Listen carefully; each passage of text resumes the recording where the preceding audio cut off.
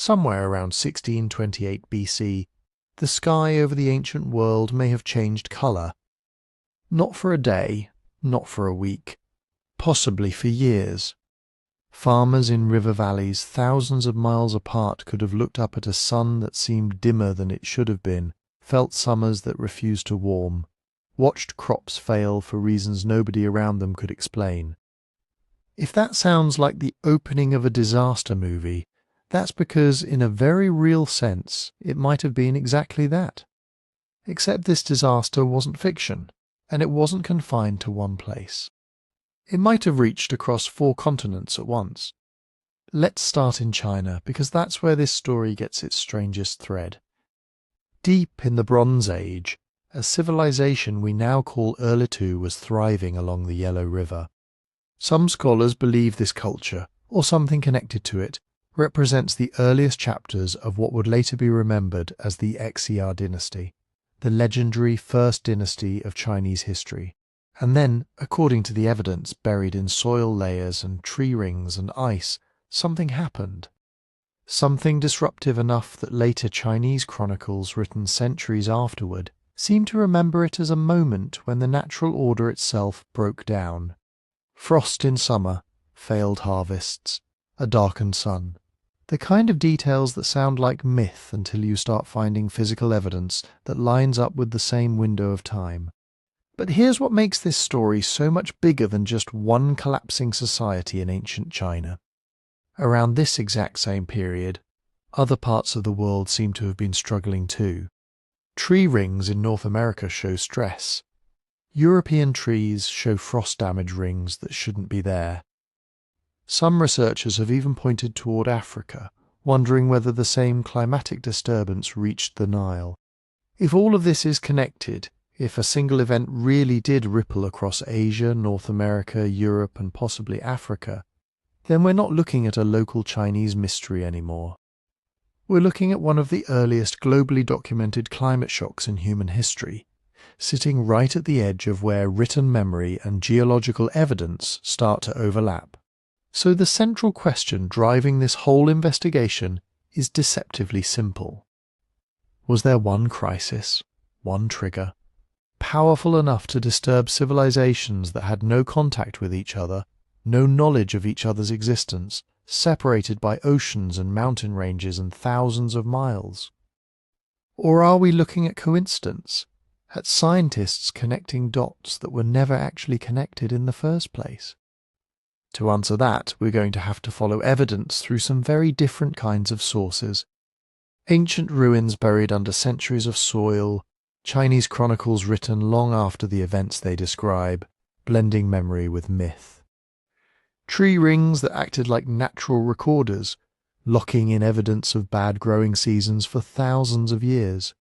Ice cores drilled from glaciers, containing chemical fingerprints of volcanic eruptions frozen in time.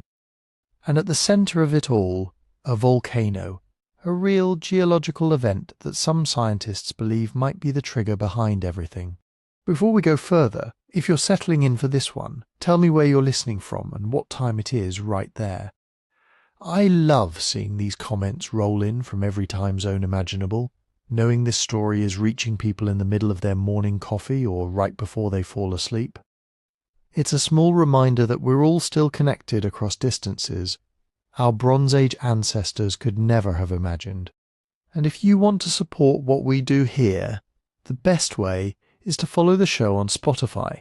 Listen there, and if you're enjoying it, leave a 5-star review. The link is in the description. Now, let's separate what the evidence actually proves from what remains. For now, an incredibly compelling theory.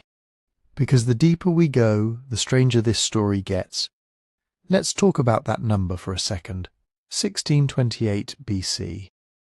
It sounds impossibly precise for something that happened almost 3,700 years ago. Most ancient history doesn't come with dates like that. We usually get centuries, maybe half-centuries if we're lucky, ranges that historians argue about for decades. So when you see a year, an actual single year, attached to an event this old, your instinct should be to ask, wait, How do we know that? And that question turns out to be one of the most important threads in this entire investigation, because 1628 BC isn't a date that comes from any ancient calendar. Nobody in the Bronze Age was writing letters home saying, "Dear Diary, today is the 14th of whatever month in the year 1628 BC. That kind of dating system didn't exist yet, not in any form we'd recognise. Instead, this date comes from something much stranger, and in some ways much more trustworthy than a human record.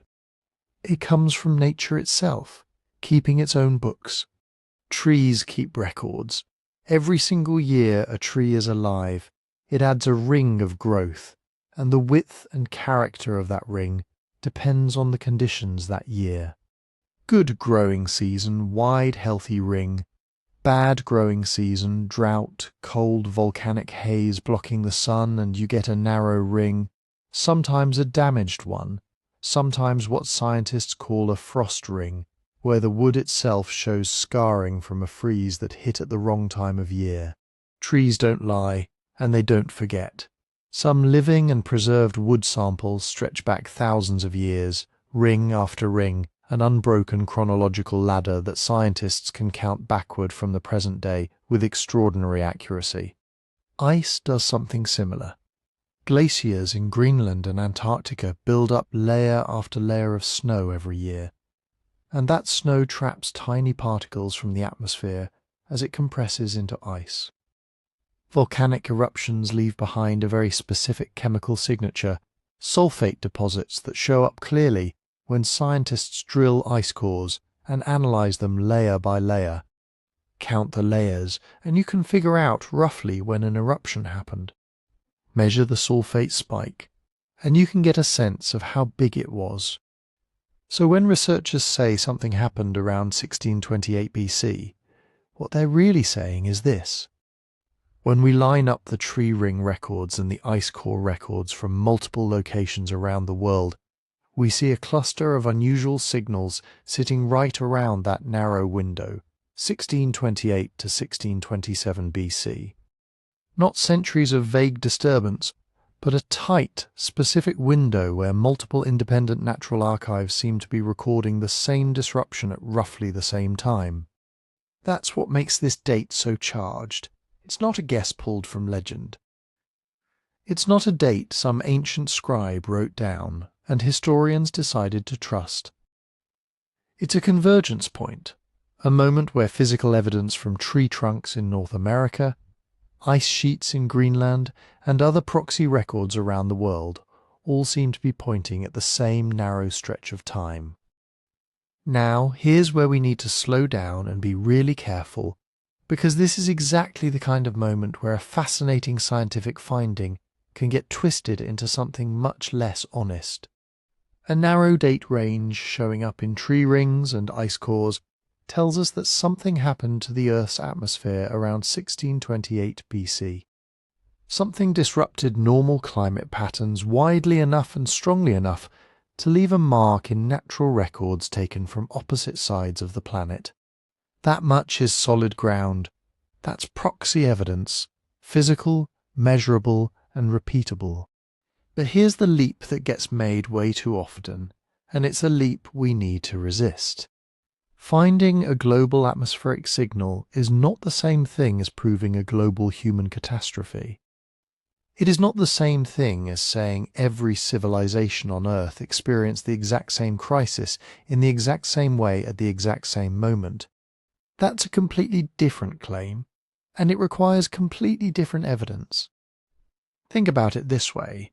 A massive volcanic eruption can genuinely inject enough ash and sulfur into the upper atmosphere to circle the entire globe within weeks. That part is well understood atmospheric science. But circling the globe and devastating every society equally are two very different things. A farming community in the Yellow River Valley, depending on a narrow window of warm weather for its rice or millet crop, might be catastrophically vulnerable to even a small temperature drop. A hunting and gathering group somewhere else, with more flexible food sources and less dependence on a single growing season, might barely notice the same climatic shift. Geography matters, economy matters, what people were eating, how they were storing food, whether they had surplus reserves or were already living close to the edge. All of that determines whether a bad year becomes a bad memory or becomes the kind of event that reshapes a civilization.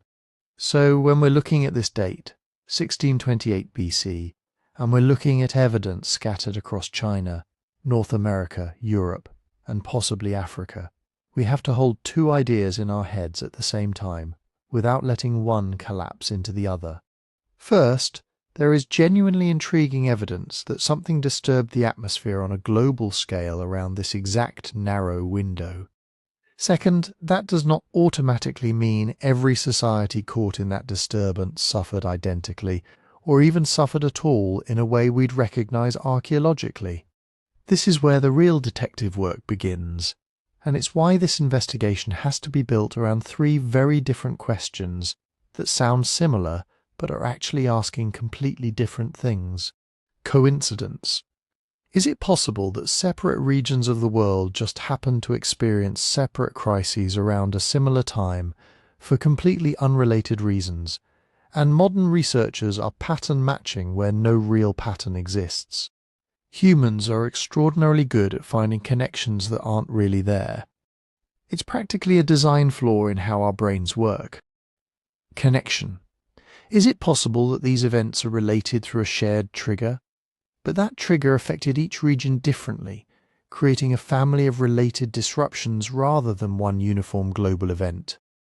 This is actually the most scientifically cautious position, and, as we're going to see, it's where a lot of serious researchers currently sit. And causation. Is it possible that we can trace a direct causal chain, a specific eruption, a specific atmospheric change, a specific documented consequence in a specific society with enough confidence to say, yes, this caused that? This is the hardest bar to clear, and honestly, for events this old, it might be a bar we can never fully clear, no matter how much evidence we gather. Keeping these three possibilities distinct is going to matter more and more as we go deeper into this story. Because it's incredibly tempting, especially once you start seeing tree ring damage in Ireland, and frost scars in California, and disrupted Bronze Age settlements in China, all clustering around the same narrow handful of years, to jump straight to causation, to say this proves it, one eruption, one event, one global catastrophe that changed everything everywhere at once. But real science doesn't work that way, and neither should we. What we actually have is a genuinely remarkable coincidence in timing, backed by physical evidence from multiple continents, sitting alongside a civilization in China that seems to have experienced its own dramatic transformation right around the same narrow window. Whether those two things are the same story, or two stories that happen to share a page number, is exactly what we need to figure out. And to do that, we need to go back to China first, back to the world of Erlitou, and understand exactly what was thriving there before whatever happened. So what was Erlitou? To understand why a disruption here matters, you have to forget the China of later dynasties for a minute. Forget the Great Wall. Forget imperial capitals with millions of people. Forget an empire that stretched from deserts to tropical coasts. Around the early 2nd millennium BC, the Central Plains were still a world of river valleys, farming villages, walled settlements, and emerging centres of power. But one place was beginning to pull the whole region into its orbit. That place was Erlitou, located in the Yi and Luo river basin of modern Henan province, not far from the Yellow River. Erlitou was one of the largest and most important settlements in Bronze Age China. Its culture is usually dated broadly from around 1900 to 1500 BC, though the exact dates of its phases are still debated. At its height, Erlitou covered several square kilometres. That might not sound enormous by modern standards, but for its time and place it was something remarkable. This was not just a large village. It was an organised political centre, a place where labour, wealth, craft, knowledge and authority were being concentrated on a scale that earlier communities had rarely achieved. Picture what that means. Thousands of people living around a planned central zone. Roads or broad pathways laid out across the settlement. Large buildings constructed on raised foundations. Workshops producing prestige goods. Storage areas. Residential districts. Burials that reveal huge differences in status between the people at the top and everyone else. This was the beginning of a different kind of society. Not simply communities farming millet, raising pigs, and trading what they had. Erlitou appears to have been developing institutions capable of commanding other people's labour. Somebody had the authority to organise construction. Somebody controlled access to rare materials. Somebody decided who received bronze vessels, turquoise ornaments, and elaborate ritual objects, and who did not. And that somebody was not just powerful, they were probably trying to make power visible. At Erlitou, archaeologists have found some of the earliest known palatial architecture in China. These were not stone castles or giant pyramids. They were large timber structures built on rammed earth foundations, raised platforms that would have made them stand above the surrounding settlement. Their scale, layout, and location suggest that they were more than private homes. They were places where elites received visitors, managed resources, performed rituals, and staged authority. A palace is never just a building. It is a message.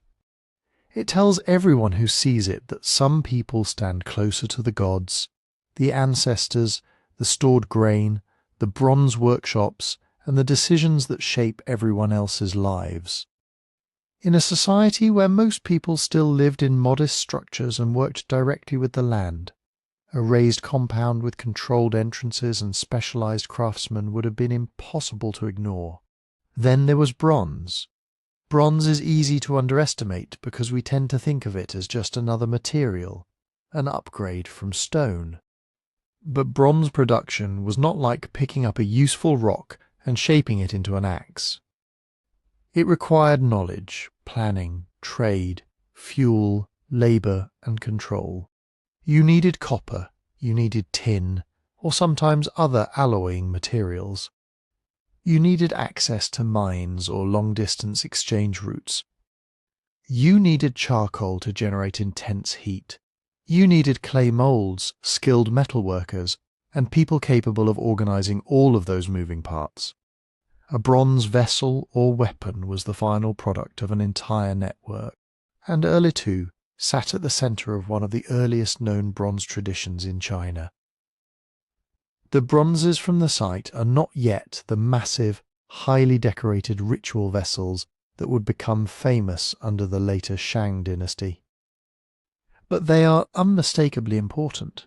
Archaeologists have found early bronze dew, tripod wine vessels with 3 legs and a pair of upright posts, objects that seem designed less for ordinary cooking than for ceremony. They have found tools and weapons as well. The quantities were limited compared with later periods, which is actually part of the point. Bronze was rare, it was valuable. And when something is rare, difficult to make, and connected to ritual, it becomes an ideal technology for elite power. If you controlled bronze, you controlled more than metal. You controlled status. Erlitou elites also commanded other luxury materials. One of the most striking discoveries from the site is a dragon-shaped object, made with thousands of tiny turquoise pieces, painstakingly inlaid into a larger design. Think about the labour behind that. The turquoise had to be acquired, shaped, sorted, and set into place piece by piece. Nobody makes an object like that because they have spare time. You make it because it carries meaning, because it marks rank, because it says that whoever possessed it stood far above ordinary life.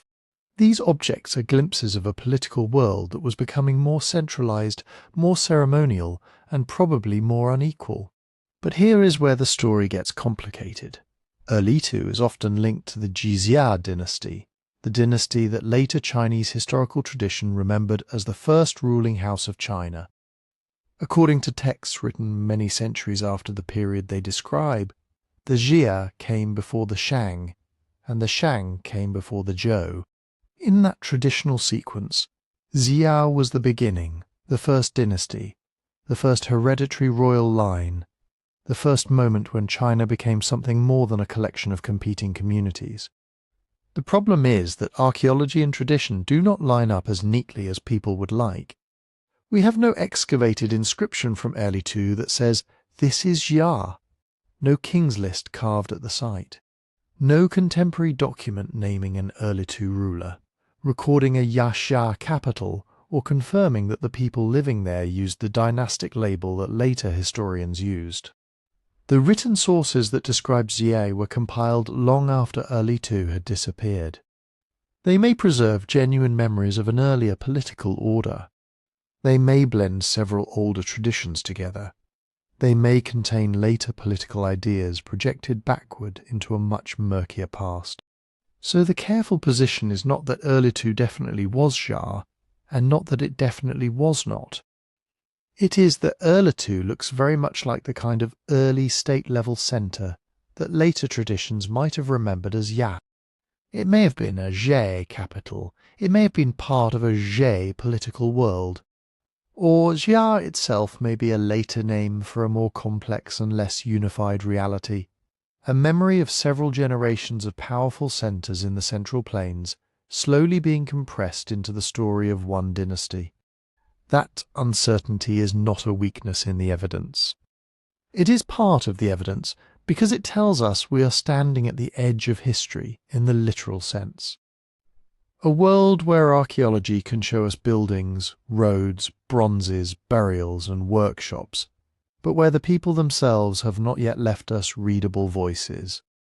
We can see what they built. We can see what they valued. We can see that power was gathering, but we cannot always attach the names that later generations wanted to give them. And this gathering of power was not confined to one settlement. Erlitou was part of a wider transformation across the Central Plains. Earlier regional cultures had produced their own centres and distinctive traditions.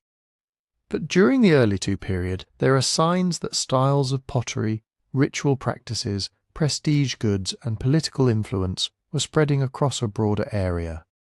Some nearby communities were drawn into the Erlitou orbit. Others may have traded with it, competed with it, or copied its symbols of authority. Materials moved, technologies moved, ideas about rank and ritual moved. This is what early state formation looks like before it becomes an empire. Not a clean map with hard borders and a capital at the centre. More like a web. A powerful centre connected to dependent settlements, allied elites, trade routes, specialised producers, and farming communities whose grain and labour made the entire system possible. That kind of system can be incredibly dynamic. It can expand fast. It can mobilise resources that scattered villages never could. It can build palaces, support full-time bronze workers, and create ritual objects whose only job is to remind people who is in charge. But it can also be fragile, because concentrated power depends on concentrated flows. Grain has to arrive, fuel has to arrive, ore has to arrive, labourers have to be fed, elite households have to maintain alliances. Workshops need skilled people and reliable supplies. If harvests fail across enough communities, the damage does not stay in the fields. It travels up the chain. Less grain means less surplus. Less surplus means fewer workers can be pulled away from food production. Fewer workers mean building projects slow down, craft production weakens, tribute networks strain, and political promises begin to fail. And in a new political system, legitimacy can be surprisingly thin. A ruler who claims authority because he can organize prosperity has a problem when prosperity disappears. A centre that attracts followers because it distributes wealth can lose those followers when the wealth stops moving. A palace can look permanent right up until the moment people decide it is no longer worth supporting. That does not mean one cold summer, one drought, or one volcanic haze automatically destroyed Erlitou. Archaeology almost never gives us a story that simple. Societies change for many reasons at once: internal rivalries, shifting trade routes, new regional powers, changing river systems, population movement, technological competition. Climate stress can be one pressure among several, not a magical explanation that replaces all the others. But Erlitou's importance means that any serious disruption in the Central Plains had unusually high stakes. This was not some isolated settlement at the edge of the map. This was a place near the centre of an emerging political order. If its networks weakened, rivals could rise. If its elite system fractured, the consequences could reshape how power was organized across northern China for generations. And if later Chinese state formation was built partly from the ruins, memories, institutions, and lessons of this world, then the fate of Erlitou becomes more than a local archaeological puzzle. It becomes a question about a possible turning point. Around the period we are investigating, the Erlitou world did not simply continue unchanged forever. Its political landscape shifted, new centres gained influence. The cultural pattern that had made Erlitou exceptional began to transform, eventually giving way to the Erligang culture and the first unmistakably Shang urban centres, including the Great Walled City at Zhengzhou. Something was changing in the Central Plains. The next question is whether that change looks like a slow transition, a violent collapse, a regional reorganization, or a society trying to absorb a shock it could not fully understand. So what does a reset actually look like in the archaeological record? Probably not the way we imagine it. There is no confirmed layer at Erlitou where every building is burned at once, every skeleton lies where it fell, and some terrified official has scratched the date of the disaster into wet clay. No single day of collapse has been found. No excavated inscription says, "In this year the sky darkened, the crops failed, and the old order ended." What archaeologists see is slower than that, and in some ways more unsettling. They see a major centre changing. They see the institutions that made Erlitou powerful becoming less dominant. They see its distinctive political and ritual world being reorganized. And eventually they see a different kind of power rising nearby. That is the Chinese reset, not necessarily annihilation. Transformation at Erlitou. The early phases had been marked by growth. The settlement expanded. Large rammed earth buildings appeared in the central zone. Elite compounds became more formalized. Bronze and turquoise objects signaled rank. Craft production was concentrated. The place looked like a centre pulling resources and people toward itself. But later, the pattern changes. The grand architecture that had defined Erlitou's elite core does not continue expanding forever. Some buildings were altered, rebuilt, abandoned, or replaced. The central palatial area lost some of the momentum it had once possessed. The settlement itself remained important for a time, but it no longer seems to have been the uncontested engine of political change across the Central Plains. That distinction matters. A city can survive after its political system has begun to fail. People may still live there. Farmers may still cultivate nearby fields. Potters may still fire vessels. Families may still bury their dead. But the ability to command labour across a wide region, to monopolise prestige goods, to maintain long-distance supply chains, to make other communities recognise your authority, that can weaken long before a place is physically abandoned. Think of it like a palace after the court has gone. The walls are still standing, the foundations are still there. But fewer people come through the gates. The workshops receive less material. The storerooms are not as full. The rulers who once sent orders across the landscape now have to negotiate with rivals, make concessions, or watch their followers drift away. That may be closer to what happened at Erlitou. The evidence suggests a shifting settlement hierarchy. Earlier, Erlitou had stood out dramatically among surrounding sites. It was the giant in the landscape, a place whose scale and specialized production implied unusual authority. But as the later 2nd millennium BC approached, other centers became more important. Power was no longer gathering around one dominant node in quite the same way. And this was not simply a story of Erlitou shrinking while everybody else stayed the same. The entire regional system was changing. New communities rose. Exchange networks changed direction.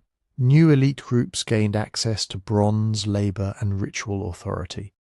The political map, if we could draw one, would not show a single kingdom vanishing and a new kingdom appearing cleanly in its place. It would show overlapping zones of influence, old alliances breaking apart, new ones forming, local leaders becoming more independent, regional centers competing to control the same resources that had once flowed toward Erlitou. This is what early state failure often looks like. Not a switch being flipped, a network coming loose. And nowhere is that more visible than in the organization of craft production.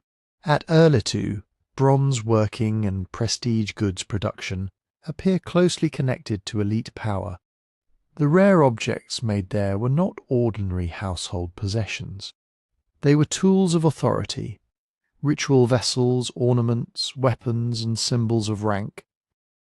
Their production required specialists, raw materials, fuel, and careful coordination. Whoever controlled that system could turn metal and stone into political theatre. But when political arrangements change, workshops change too. Skilled craftspeople can move. They can be recruited by rival elites. Raw materials can be redirected. Technical knowledge can spread beyond its original centre.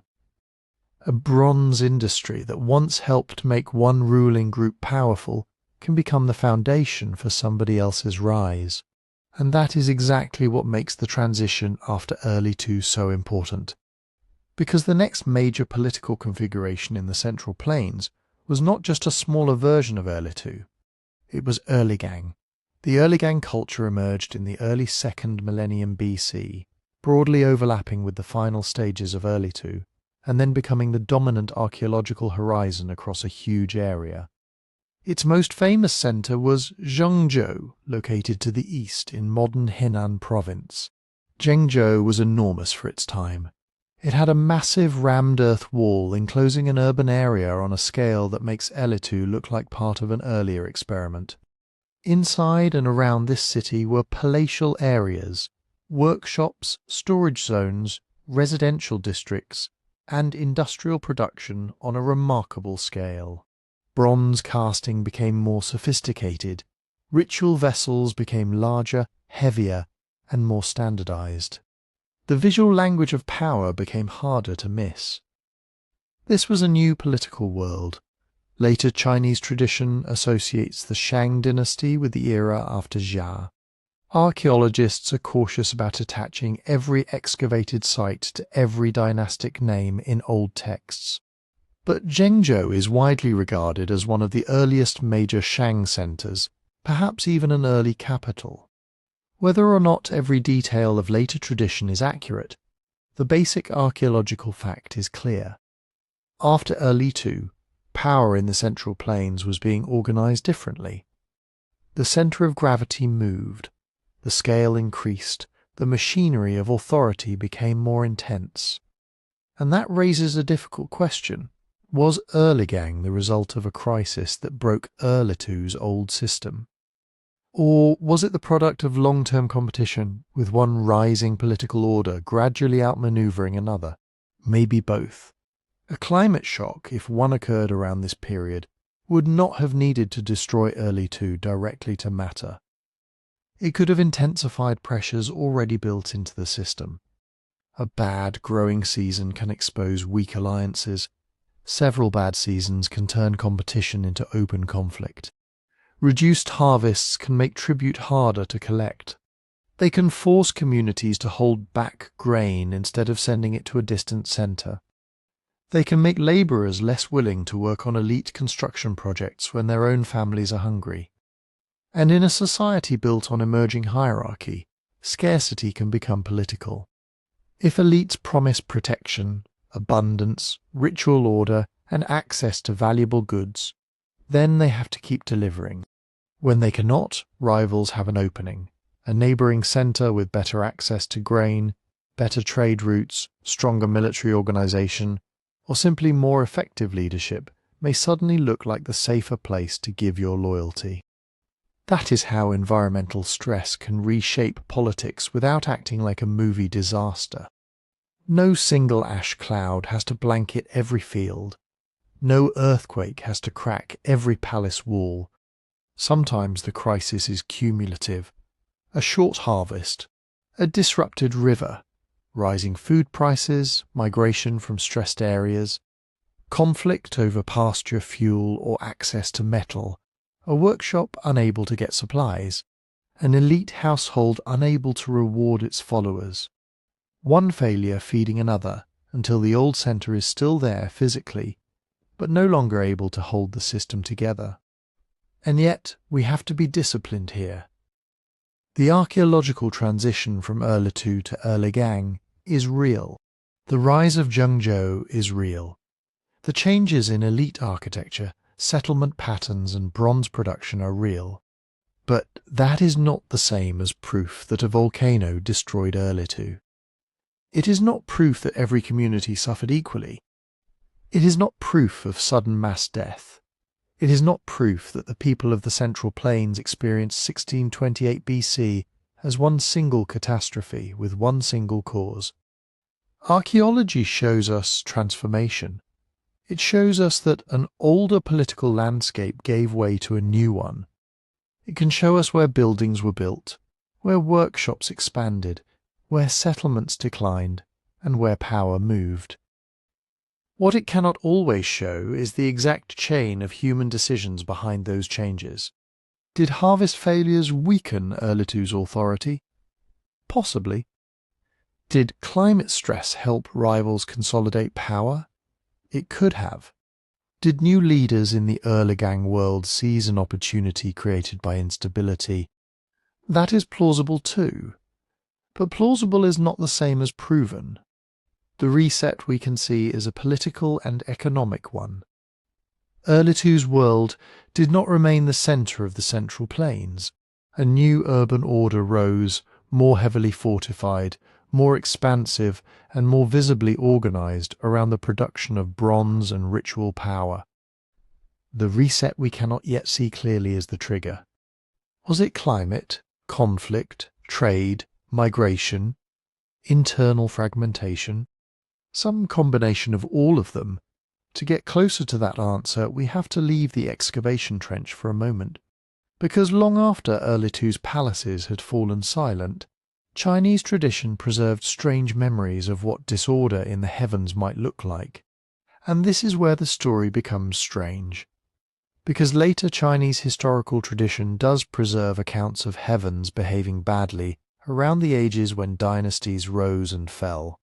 Darkened skies, heavy fog, unseasonable frost, strange lights, comets, eclipses, suns appearing where there should only be one, rivers changing course, earthquakes, droughts, floods.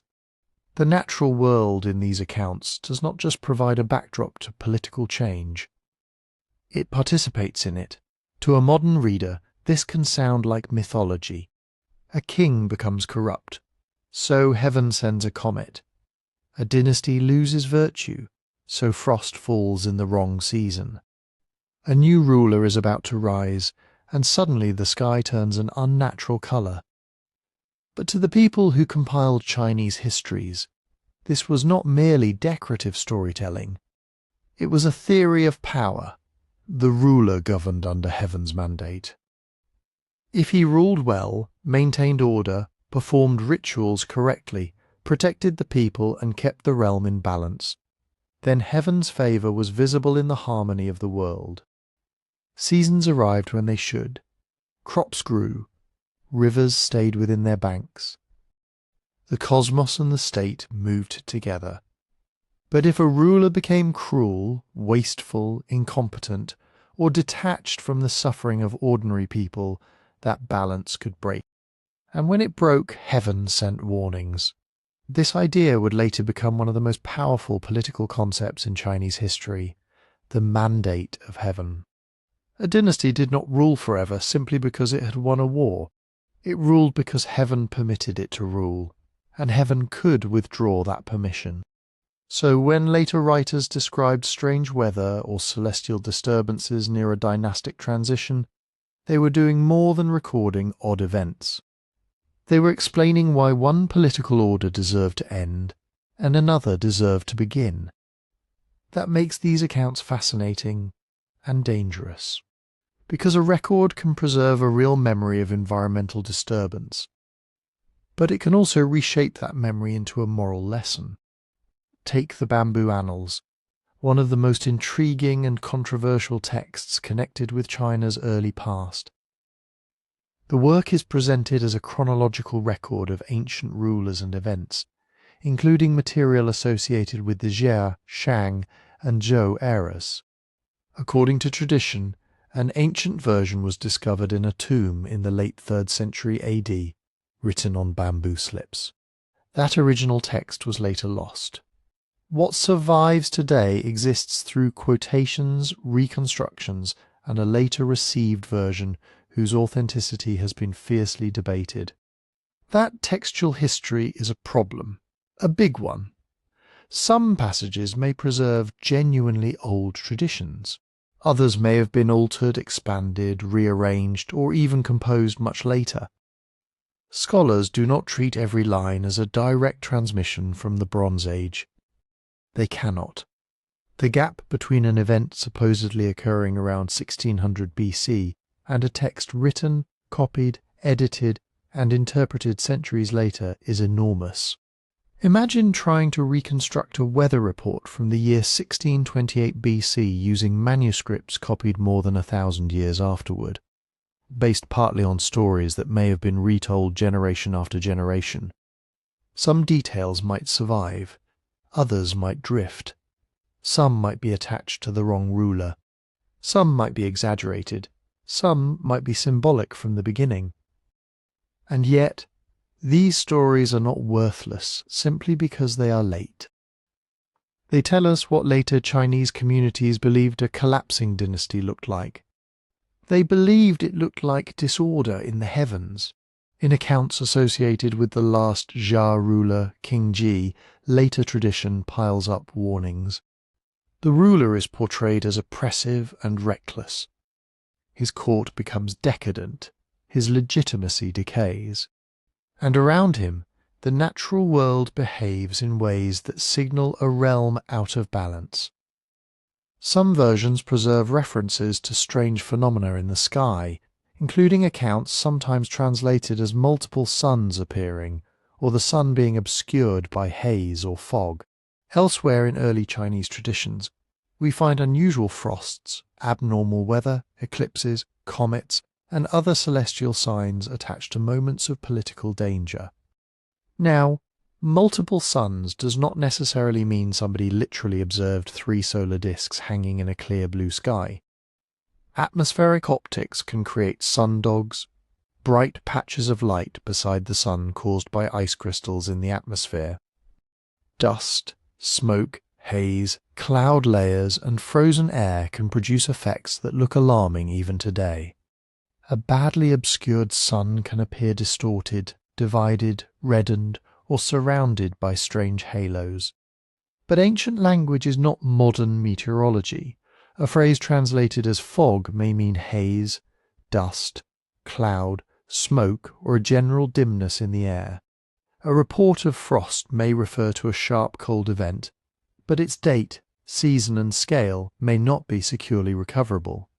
A celestial omen may record a comet, a meteor shower, an eclipse, an aurora, a halo, or a later historian's attempt to give cosmic meaning to an already famous political transition. The words survive. The exact observation does not always survive with them. Still, there is a possibility here worth taking seriously. Large volcanic eruptions can disturb the atmosphere in ways that would have seemed deeply unnatural to ancient observers. Aerosols high in the stratosphere can scatter sunlight. They can produce unusually vivid sunsets, a weakened or discoloured sun, hazy skies, and changes in seasonal temperature.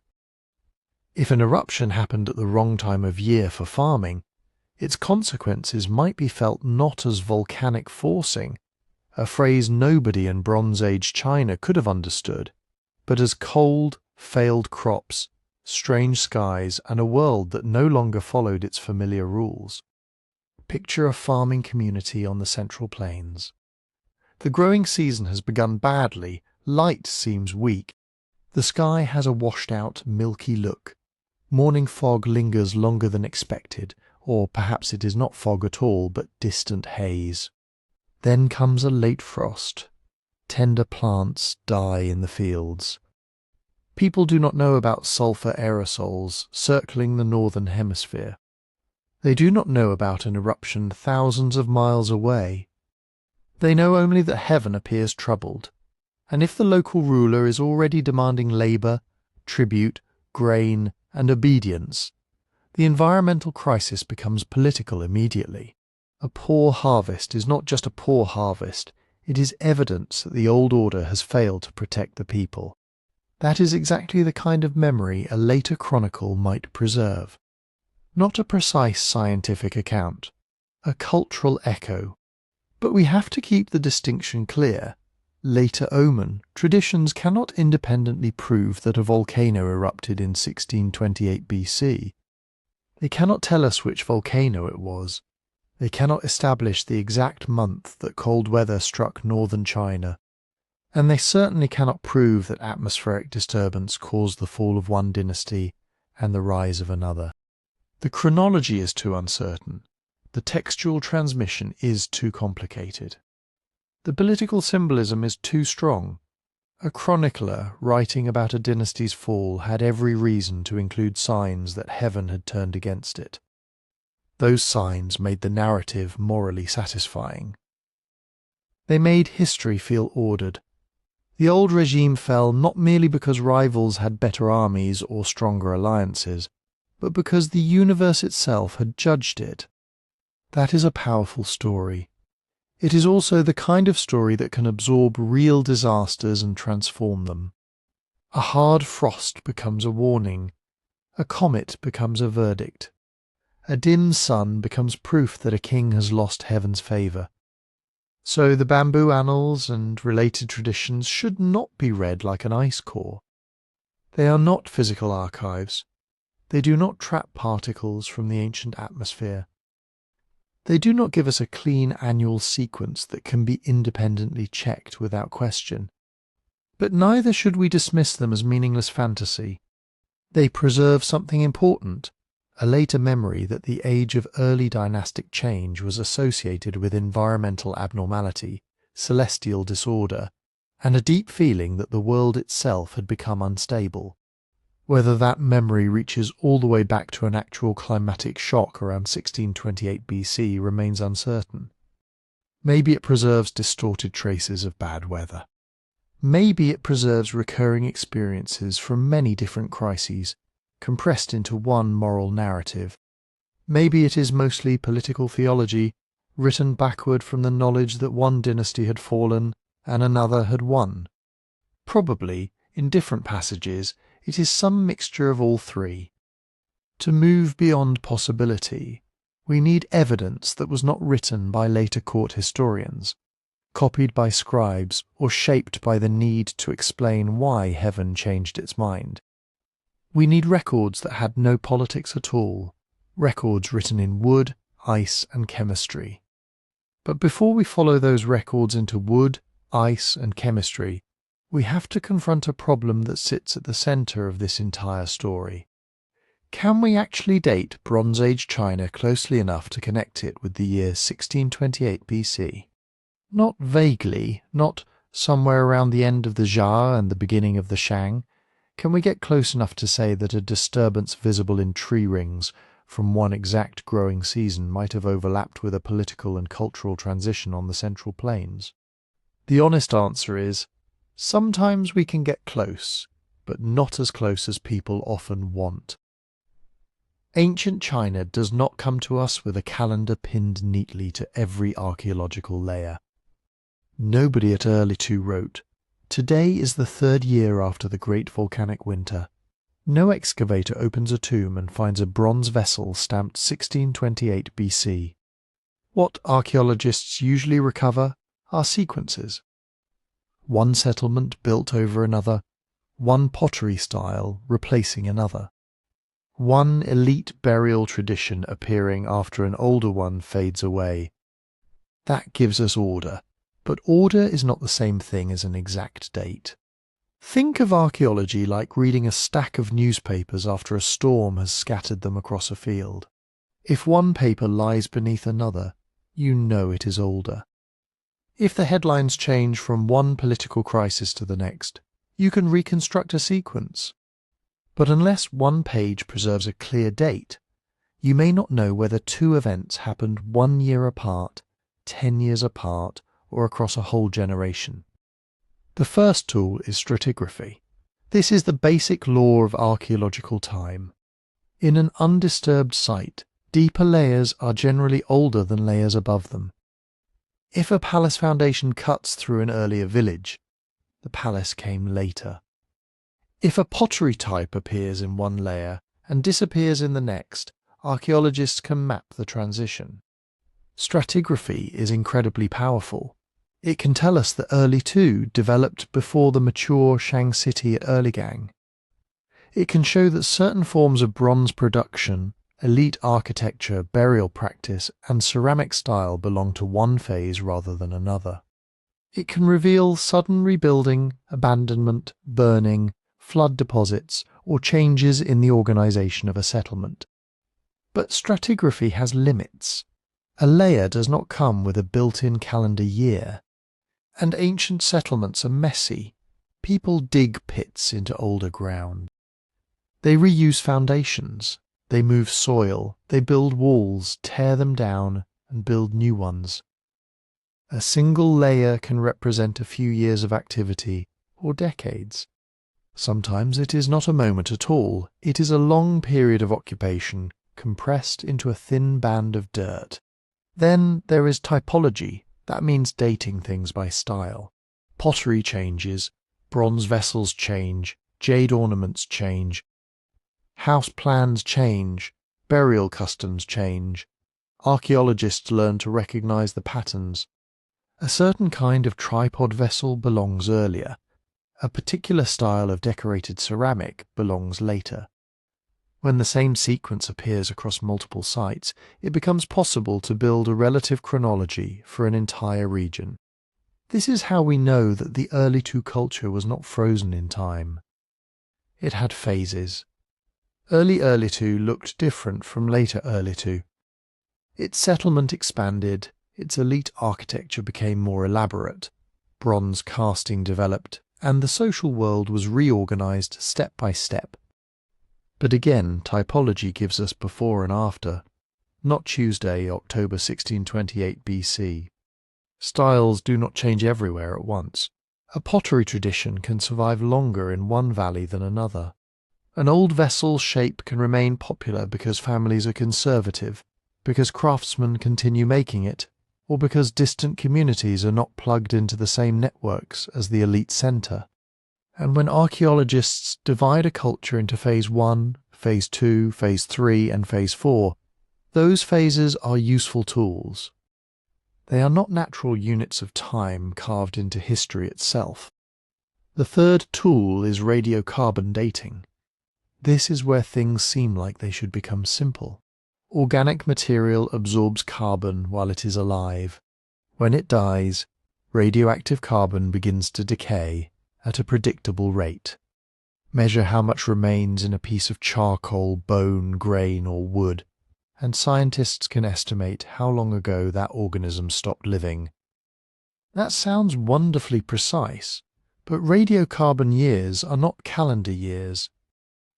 The amount of carbon-14 in Earth's atmosphere has changed over time, so a radiocarbon measurement has to be calibrated against known records, especially tree rings. And around the 2nd millennium BC, the calibration curve is not a smooth straight line. It has bends, plateaus, and wiggles. That matters enormously. A sample from an Erlitou context may produce a calibrated range of several decades, sometimes more, even with good laboratory work. The answer may be something like, this grain was probably burned somewhere within a span of years that crosses the boundary we care about. And that is before we get to another problem. What exactly was dated? A charred grain is excellent, because it likely represents a single growing season shortly before it was deposited. But a chunk of charcoal might come from the heartwood of a tree already centuries old when it was cut down. Date that charcoal. And you may be dating the tree's early life, not the fire, house, ritual or destruction layer where the charcoal was found. This is called the old wood problem. It sounds technical, but it can shift an interpretation dramatically. A beam reused from an old building can end up in a later context. A piece of ancient timber can be burned generations after it grew. A bone can be moved by water, animals, digging, or human activity. The laboratory may provide a perfectly accurate date for the sample. The difficulty is deciding what that sample actually dates. Researchers can improve this by dating many short-lived samples from carefully excavated contexts, then using statistical methods to model the sequence. This is often called Bayesian chronology. It combines radiocarbon dates with stratigraphy. This layer must come before that one. This pit cuts through that floor. This burial belongs after this building phase. It is one of the best tools archaeology has, but it is not a time machine. If the samples are uncertain, the contexts disturbed, or the calibration curve broad, the final model can look impressively exact, while still resting on assumptions that scholars may challenge. This is why the Jia Shangzhou chronology project did not end the debate. Beginning in the 1990s, the project brought together archaeology, radiocarbon dating, ancient texts, astronomy, and historical research in an ambitious effort to establish a more secure timeline for China's early dynasties. Its proposed framework placed the Jia roughly from 2070 to 1600 BC, the Shang from about 1600 to 1046 BC, and the Zhou after that. For public history, those dates became extremely influential. They gave the ancient past a clean outline. Jia ends around 1600. Shang begins around 1600. A major political transition appears to sit close to 1628 BC. That is exactly why this date has become so charged. But many scholars remain cautious. The problem is not that the project produced no evidence. It produced a huge amount of valuable research. The problem is that the evidence does not always support a single sharp line between dynasties. Textual traditions were compiled long after the events they describe. Astronomical identifications can be disputed. Archaeological cultures do not map perfectly onto named dynasties. And radiocarbon ranges rarely care about the elegant boundaries historians would like to draw. Erlitou may have been connected with the Jia in later tradition. It may represent a state-level society at the heart of that remembered world. But archaeology cannot simply excavate a label reading Xia capital, and the arrival of Shang power was not necessarily one dramatic overnight reset, visible across every site on the Central Plains. The transition was real. Its exact political meaning remains debated. So where does that leave 1628 BC? It leaves it as a possible overlap, not a proven collision. If annually dated tree rings show that 1628 BC was an unusually cold or difficult growing year, That evidence can be extraordinarily precise. A tree adds one ring per year. Link enough living and ancient trees together, and the sequence can reach back thousands of years with no missing years. That gives us a calendar anchor archaeology almost never possesses. But the tree ring can tell us that a bad growing season occurred in 1628 BC. It cannot tell us that a particular ruler lost power that same year. It cannot tell us that Erlitou collapsed because of it.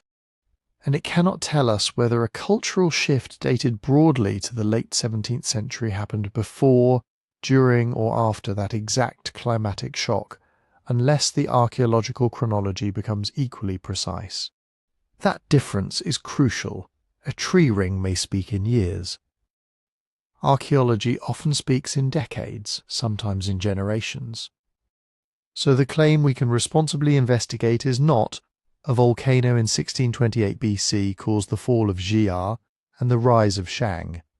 That goes far beyond the evidence. The stronger question is more careful, and in some ways more interesting. Did an unusually severe climatic event around 1628 BC strike at a time when Bronze Age societies in China were already changing, stressed, expanding, competing, or reorganizing? And could that shock have made existing problems worse?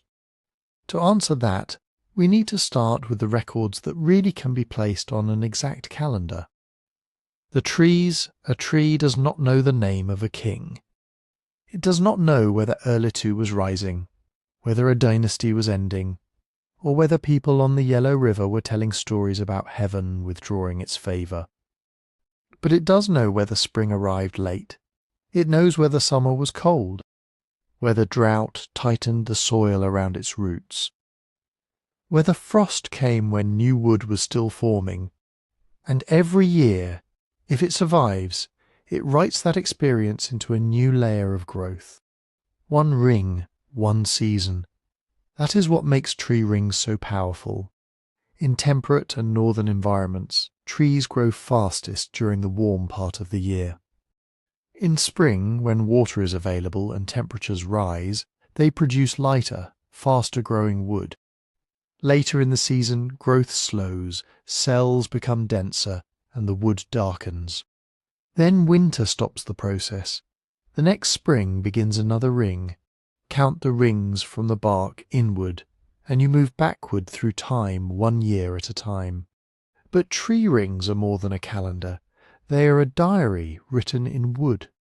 A wide ring can suggest a favourable year, warmth, moisture, a long growing season, the kind of conditions under which a tree can put energy into new growth.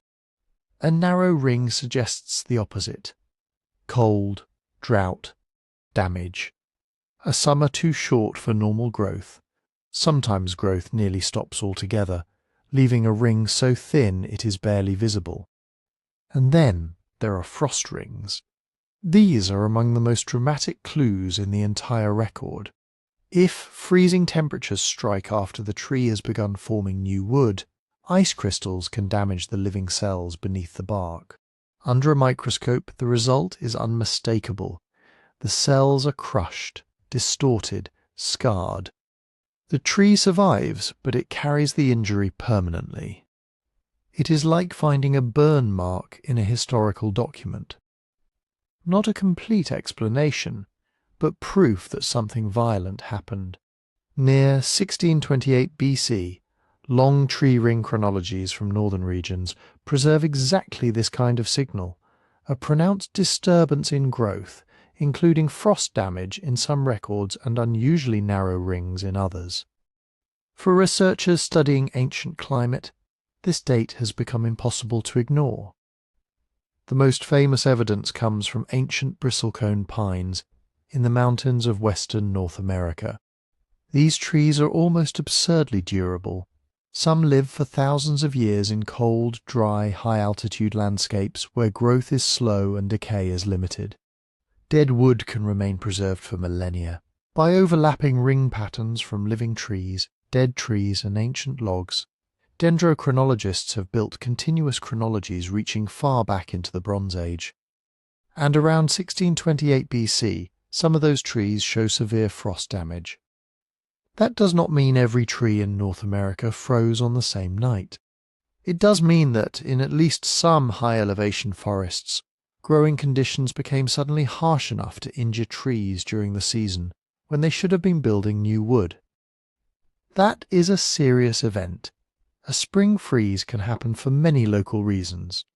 A late cold snap, a shift in storm tracks, snow cover lingering longer than usual. But when a disturbance appears in carefully dated records and seems to coincide with poor growth across wide areas, scientists start asking a larger question. Was this a regional weather disaster, or was the atmosphere itself disturbed? Other northern tree ring records add to the mystery. Oak chronologies from Europe and northern European conifers show intervals of reduced growth around this same broad period. Some records point to cool, unfavourable summers. Others show narrow rings that may reflect stress from low temperatures, limited sunlight, moisture problems, or several bad conditions arriving together. And that is where the evidence becomes both exciting and frustrating. A narrow ring is not a label saying volcano. Trees respond to stress. But they do not identify the source of that stress for us. A cold summer can produce a narrow ring, so can drought. So can insect damage, competition from nearby trees, flooding around the roots, wildfire injury, or disease. Even frost rings, dramatic as they are, do not automatically prove a volcanic eruption. A strange weather pattern can cause frost. A regional circulation shift can cause frost. One badly timed cold outbreak can leave scars without changing the climate of the entire planet. So scientists do not look for one damaged tree, they look for patterns. Do multiple trees show the same signal? Do trees separated by long distances react in the same year? Does the disturbance appear in species with different local conditions? Is there evidence of unusual cold, not just reduced growth? And most importantly, does the seasonal pattern fit what a volcanic eruption should do? That last question matters more than it might seem. A major explosive eruption can throw sulfur gases high into the stratosphere. There they become sulfate aerosols, tiny reflective particles that send part of the sun's energy back into space. Less sunlight reaches the surface, summers cool, growing seasons shorten. In the most severe cases, regions that normally avoid summer frost can experience freezing temperatures after growth has already begun. But timing is everything. An eruption in late spring or early summer in the northern hemisphere could interfere with the growing season almost immediately. Trees might show frost damage that same year, followed by narrow rings in the next 1 or 2 years as cooling persists. An eruption late in the year may leave a weaker first signal. The main effect might not appear until the following summer. And an eruption in the southern hemisphere can produce a different pattern again, depending on how rapidly its aerosols cross the equator and spread through the global atmosphere. That means the tree ring record is not just telling us that 1628 BC was bad. It may help tell us when the disturbance began. If frost damage appears during the early growing season, that suggests a sudden cold event after spring growth was underway. If rings are merely narrow, the problem may have been a generally cool summer, drought, cloudiness, or some combination of all three. If one region shows frost while another shows reduced growth a year later, the sequence may reveal how climate disruption moved through the atmosphere. This is why dendrochronology has become central to the debate.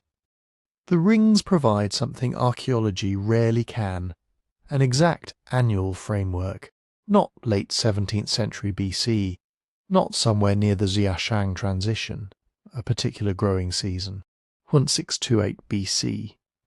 But even that precision comes with a warning. The trees can show that the season was abnormal. They can show cold stress. They can show frost arriving at the wrong time. they can show that the disturbance reached across parts of the northern world. They cannot by themselves tell us what caused it. For that, we need another archive, one that does not grow on mountainsides or river valleys, but falls from the sky and becomes trapped in ice. Because if a volcano was involved, the trees may have recorded the damage. The ice may still preserve the chemical fingerprint. At Greenland and Antarctica, snow falls year after year, season after season, and in the cold interior of the ice sheets, it does not melt away. It gets buried. One snowfall becomes a layer, then another, then another. Over centuries, the weight of all that new snow compresses the older layers beneath it. The snow turns to fern, the fern turns to ice. Tiny bubbles of ancient air become sealed inside. Dust from distant deserts gets trapped. Sea salt from storms gets trapped. Ash, soot, lead from ancient mining, chemicals from forest fires, even traces of cosmic events can end up preserved in this frozen archive. And volcanic eruptions leave one of the clearest signatures of all. Not usually because of ash. Ash is heavy. Most of it falls relatively close to the volcano, especially the larger particles. A huge eruption can spread ash across a continent, sometimes farther, but ash does not always make it to the middle of Greenland or Antarctica, in amounts that are easy to identify. The chemical signal is different. Explosive volcanoes release sulfur dioxide gas. If the eruption is powerful enough to punch through the weather layer of the atmosphere and reach the stratosphere, that gas can remain aloft for months or even years. Up there, above most clouds and rain, sulfur dioxide reacts with water vapor and oxygen. It turns into sulfate aerosols, tiny droplets and particles of sulfuric acid. And those particles are very good at reflecting sunlight. Think of the stratosphere as a giant ceiling over the planet. Normally sunlight passes through it and warms the ground, the oceans, the fields, the forests. But after a major sulfur-rich eruption, the ceiling becomes slightly more reflective. A small fraction of incoming sunlight gets bounced back into space. That may not sound like much, but climate is sensitive to small changes, especially during the growing season. Reduce summer sunlight across a large area and temperatures can fall. Rainfall patterns can shift. Monsoons can weaken or move. Winters can behave strangely. Springs can arrive late. A single bad summer can damage crops. 2 or 3 bad seasons in a row can become a crisis. The sulfate particles eventually settle out of the atmosphere. Some are washed down by snow. In Greenland, snow captures them. In Antarctica, snow captures them. The next year's snow seals them beneath a new layer. Thousands of years later, scientists drill a cylinder through the ice sheet, sometimes more than a mile deep, and pull up a core that contains a layered history of the atmosphere. They can measure the chemistry layer by layer, and around the same period as the tree ring disturbance, around 1627 BC in several widely used chronologies, the ice contains a major sulfate spike. That is the moment the argument gets serious, because a frost scar in a bristlecone pine might be local weather. A cluster of narrow rings might reflect cold, drought, or some regional problem. But a large sulfate deposit preserved in polar ice means that the atmosphere itself received an enormous injection of volcanic sulfur. Something happened, something explosive, something capable of reaching the stratosphere. The Greenland records show a substantial sulfate signal around this date. Antarctic cores also preserve evidence of volcanic aerosol deposition in the broader period, though matching exact layers between Greenland and Antarctica is not always as simple as it sounds. Scientists compare chemical patterns, electrical conductivity, dust layers, volcanic glass fragments when they can find them, and other markers. They build chronologies by counting annual layers, measuring known events, and linking sections of ice to independently dated signals. But here is the problem. Ice is not a perfect calendar. Near the surface, annual layers can be relatively easy to see. Summer snow and winter snow may have different chemistry. Dust changes through the year. Seasonal signals appear again and again. But as the ice gets deeper, the layers get thinner. Pressure squeezes them. Flow within the ice sheet stretches some sections and compresses others. A year can become difficult to distinguish from the year before it. So when researchers say an eruption appears around 1627 BC, that does not mean every ice core gives exactly the same number. One chronology may place the sulfate peak at 1628 BC. Another may place it at 1627. Another may differ by a few years, depending on how annual layers were counted, how the core was synchronized, and which age model is being used. That uncertainty matters. It means we should be careful about saying, the volcano erupted on this exact date, and therefore it caused this exact historical event somewhere else. The evidence is stronger than that kind of certainty in one way, and weaker in another. Stronger because the ice tells us this was probably not just an odd local cold snap in the American mountains. There appears to have been a genuine atmospheric disturbance on a very large scale. Weaker because the ice does not automatically tell us which volcano erupted. And it does not tell us how every society experienced the aftermath. A sulfate spike in Greenland tells us that aerosols reached Greenland. It does not tell us whether farmers in the Yellow River Valley lost half their harvest, whether communities around the Nile saw failed floods, or whether people in Europe even noticed anything beyond an unusually miserable summer. The atmosphere can be global, the consequences are never evenly distributed. This is one of the most important things to understand about volcanic climate shocks. They do not work like a giant blanket dropped equally over the whole Earth.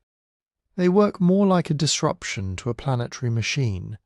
The same aerosol cloud can cool one region sharply, and another only slightly. It can alter rainfall in one monsoon zone, while leaving another relatively stable. It can produce a late frost in a high mountain forest, drought in one agricultural basin, flooding in another, and almost no obvious human disaster somewhere else. Ocean currents matter. Latitude matters. The season of the eruption matters. The strength of existing climate patterns matters. So does luck. A community with grain stores, diverse crops, access to trade, and political flexibility may survive a bad sequence of seasons. A community already under pressure from conflict, drought, social division, or fragile food supplies may not. Same atmospheric event, completely different human outcome. And that is why the ice core signal does not prove that one volcano reset Bronze Age China. What it does prove, or comes close to proving, is that the years around 1628 BC were not marked only by strange tree growth. The planet's upper atmosphere appears to have been disturbed by a major sulfur-rich eruption. Enough sulfur to leave a chemical trace at the poles. Enough, potentially, to dim sunlight across much of the northern hemisphere and beyond. Now comes the harder question. If a volcano loaded the sky with sulfate around 1627 BC, where was it? For a long time, one famous Mediterranean volcano dominated the conversation. But another candidate lies much farther north, on the edge of Alaska, in a landscape almost no Bronze Age historian would think to look. The volcano is called Aniakchak. It sits on the Alaska Peninsula, a long, mountainous finger of land reaching southwest from the North American mainland toward the Aleutian Islands. Today it is remote enough that getting there requires serious planning. No Bronze Age kingdom recorded its eruption. No palace archive describes its smoke. No king carved its name into stone, but the landscape remembers. At Aniakchak, the mountain did not simply erupt and survive with a new crater at the top, it collapsed. The result is one of the most dramatic volcanic features in North America. A vast caldera, roughly 10 kilometers across, a broken circular basin surrounded by steep walls. Inside it are lakes, smaller cones, lava flows, and a landscape that looks less like an ordinary valley than the hollowed-out interior of a mountain that failed catastrophically. That collapse was created by an eruption known as Aniakchak II, and increasingly it has become one of the strongest candidates for the volcanic event recorded in ice, around 1627 or 1628 BC. Think about what has to happen for a caldera to form. A volcano contains magma underground, molten rock mixed with gas under enormous pressure. During a major explosive eruption, huge amounts of that magma can be expelled in a relatively short time. The underground chamber is partly emptied. The rock above it loses support. Then the summit collapses into the space below. It is not one explosion in the simple movie version of a volcano. It is a geological failure on an immense scale. Aniakchak II blasted out vast quantities of ash, pumice, and volcanic gas. The exact volume depends on how researchers calculate it, and estimates have changed as the deposits have been studied more closely. But this was clearly a very large eruption, one of the major explosive events of the Holocene, the geological period covering roughly the last 11,700 years.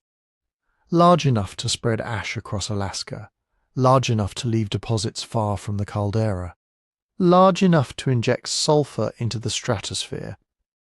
And that last part is what makes it relevant to a crisis discussed thousands of miles away in China. For years, the obvious suspect for the mid-second millennium BC atmospheric disturbance was Thera, the volcano on the island now called Santorini in the Aegean Sea. That made intuitive sense. Thera was spectacular. Its eruption devastated the local island landscape, created enormous tsunami risks around the eastern Mediterranean, and became entangled with the history of Minoan Crete, Egyptian chronology, Levantine trade, and eventually even stories of Atlantis. It was famous, it was catastrophic, it happened somewhere in the same broad era. So whenever tree rings showed cold conditions, or ice cores showed sulfate, or ancient texts seemed to describe darkness, strange weather, or failed crops, Thera was often waiting in the background, like the answer everyone already knew. There was only one problem. The dates did not line up neatly. Thera may have erupted in the 17th century BC, but exactly when remains debated. Different methods and chronologies have produced different answers. More importantly, the major sulfate signal near 1627 BC needed a source that fit not just the timing, but the chemistry. That is where Aniakchak changed the argument. Volcanic ash is not all the same. Every eruption produces tiny fragments of volcanic glass, called tephra. Some fragments are large enough to fall near the volcano. Others are microscopic. Fine particles can travel extraordinary distances in the atmosphere before settling onto ice sheets, lakes, peat bogs, or the sea floor. And those glass fragments carry a chemical signature. The proportions of silica, iron, magnesium, calcium, sodium, potassium, and other elements can be measured with extremely sensitive instruments. In effect, scientists can compare a tiny shard found in an ice core with samples from known volcanic deposits and ask a forensic question. Where did this glass come from? In Greenland ice, researchers identified microscopic volcanic glass associated with the great sulfate deposit of this period. When that glass was compared with known eruptions, its chemistry matched Aniakchak II far better than Thera. That does not mean every uncertainty vanished overnight. Finding and analysing cryptotephra, those nearly invisible ash shards, is difficult work. Ice layers can shift slightly in age depending on the chronology. A volcanic eruption can produce chemically variable material, and matching one shard to one source is stronger when multiple samples tell the same story. But the Aniakchak match was a major development because it turned the theory from a guess based on timing into a case based on physical evidence. Not just there was a big volcano around then, but here is glass in Greenland ice that appears to have come from this Alaskan eruption. Then the dating was reconsidered. Earlier estimates for Aniakchak II had not always placed it cleanly beside the 1627 BC sulfate spike. Dating ancient eruptions is complicated. Radiocarbon dates come from organic material buried beneath or above ash layers. Tree ring sequences can help narrow the window. Ice core chronologies add another framework. But every method has margins of error, calibration issues and assumptions built into it. As those dates were revised and compared more carefully, Aniakchak II moved closer to the signal. Close enough that many researchers now regard it as the leading candidate for the large atmospheric disturbance around 1628 BC. Notice the wording, leading candidate, not a final verdict handed down by the mountain itself. Because volcanoes do not come with labels, and Bronze Age chronology is not precise in the way modern calendars are precise. We are connecting records made by ice, trees, ash, carbon, and human memory. Each record is powerful, none is perfect. Still, the implications are striking. The probable source of this atmospheric shock may not have been the Mediterranean, near the famous kingdoms historians already study. It may have been on the far edge of Alaska in a region inhabited by small mobile communities and almost completely outside the written record of the Bronze Age world. A volcano erupts in North America. Its sulfur reaches the stratosphere. Air currents carry aerosols across the northern hemisphere and perhaps beyond. Snow falling over Greenland captures a chemical trace of the event. Trees in distant regions record a bad growing season, and in river valleys across Eurasia and Africa, societies already balanced on the edge of political, agricultural and environmental stress may have faced weather that suddenly became harder to predict. That is the possibility. Not that Aniakchak II caused every Bronze Age crisis. Not that one Alaskan eruption mechanically toppled dynasties from China to Egypt. But that it may have disturbed the atmosphere at exactly the moment several vulnerable societies were entering periods of disruption, transition, or collapse. And if Alaska was the source, then North America was not just a distant bystander in this story. It was where the sky may have begun to change. But how does a volcano in Alaska reach China, Europe, Africa, and Western Asia without burying them in ash? The answer is that ash is not the main global threat. Most volcanic ash falls relatively close to the eruption. It can darken skies, contaminate water, strip vegetation, collapse roofs, and make breathing dangerous. For communities near Aniakchak, that local fallout may have been devastating. But ash is heavy compared with gas. It drops out of the atmosphere. Sulfur dioxide can go much farther. During a truly explosive eruption, the rising column punches high into the atmosphere. If it reaches the stratosphere above most clouds and weather systems, it enters a different world. Rain cannot quickly wash it away. Winds can carry it across enormous distances. There, sulfur dioxide reacts with water vapor and other chemicals, forming a veil of tiny sulfuric acid droplets called sulfate aerosols. These particles are almost unimaginably small, but together, spread through the high atmosphere, they can reflect a fraction of incoming sunlight back into space. Not enough to turn noon into night, not enough to freeze the whole planet, but enough to alter the energy reaching the surface during the seasons when crops need warmth, light, and reliable rain. Think of the planet as a field covered by a very thin, uneven shade cloth. The sun is still there, summer still arrives, but slightly less heat reaches the ground, slightly less evaporation rises from the oceans and lakes, slightly less energy drives the enormous circulation systems that move moisture around the world. And climate is not a machine that responds gently to small changes. A small reduction in average temperature can mean a large difference on a specific night. A summer that is only a little cooler overall can contain late frosts, delayed snowmelt, slower plant growth, or rain arriving at the wrong moment. A weakened monsoon can mean fields receive some rain, but not when seeds are sprouting or grain is ripening. For a modern industrial country, one strange summer is expensive. For a Bronze Age farming society, one strange summer could be existential. Most people then lived close to the limits of annual production. There were no refrigerated supply chains, no international grain markets capable of moving food across oceans in days. No government weather satellites warning farmers that the next monsoon might fail. There were granaries, trade routes, tribute systems, livestock herds, and communal reserves. Some states were remarkably good at storing and redistributing food. But those systems had limits.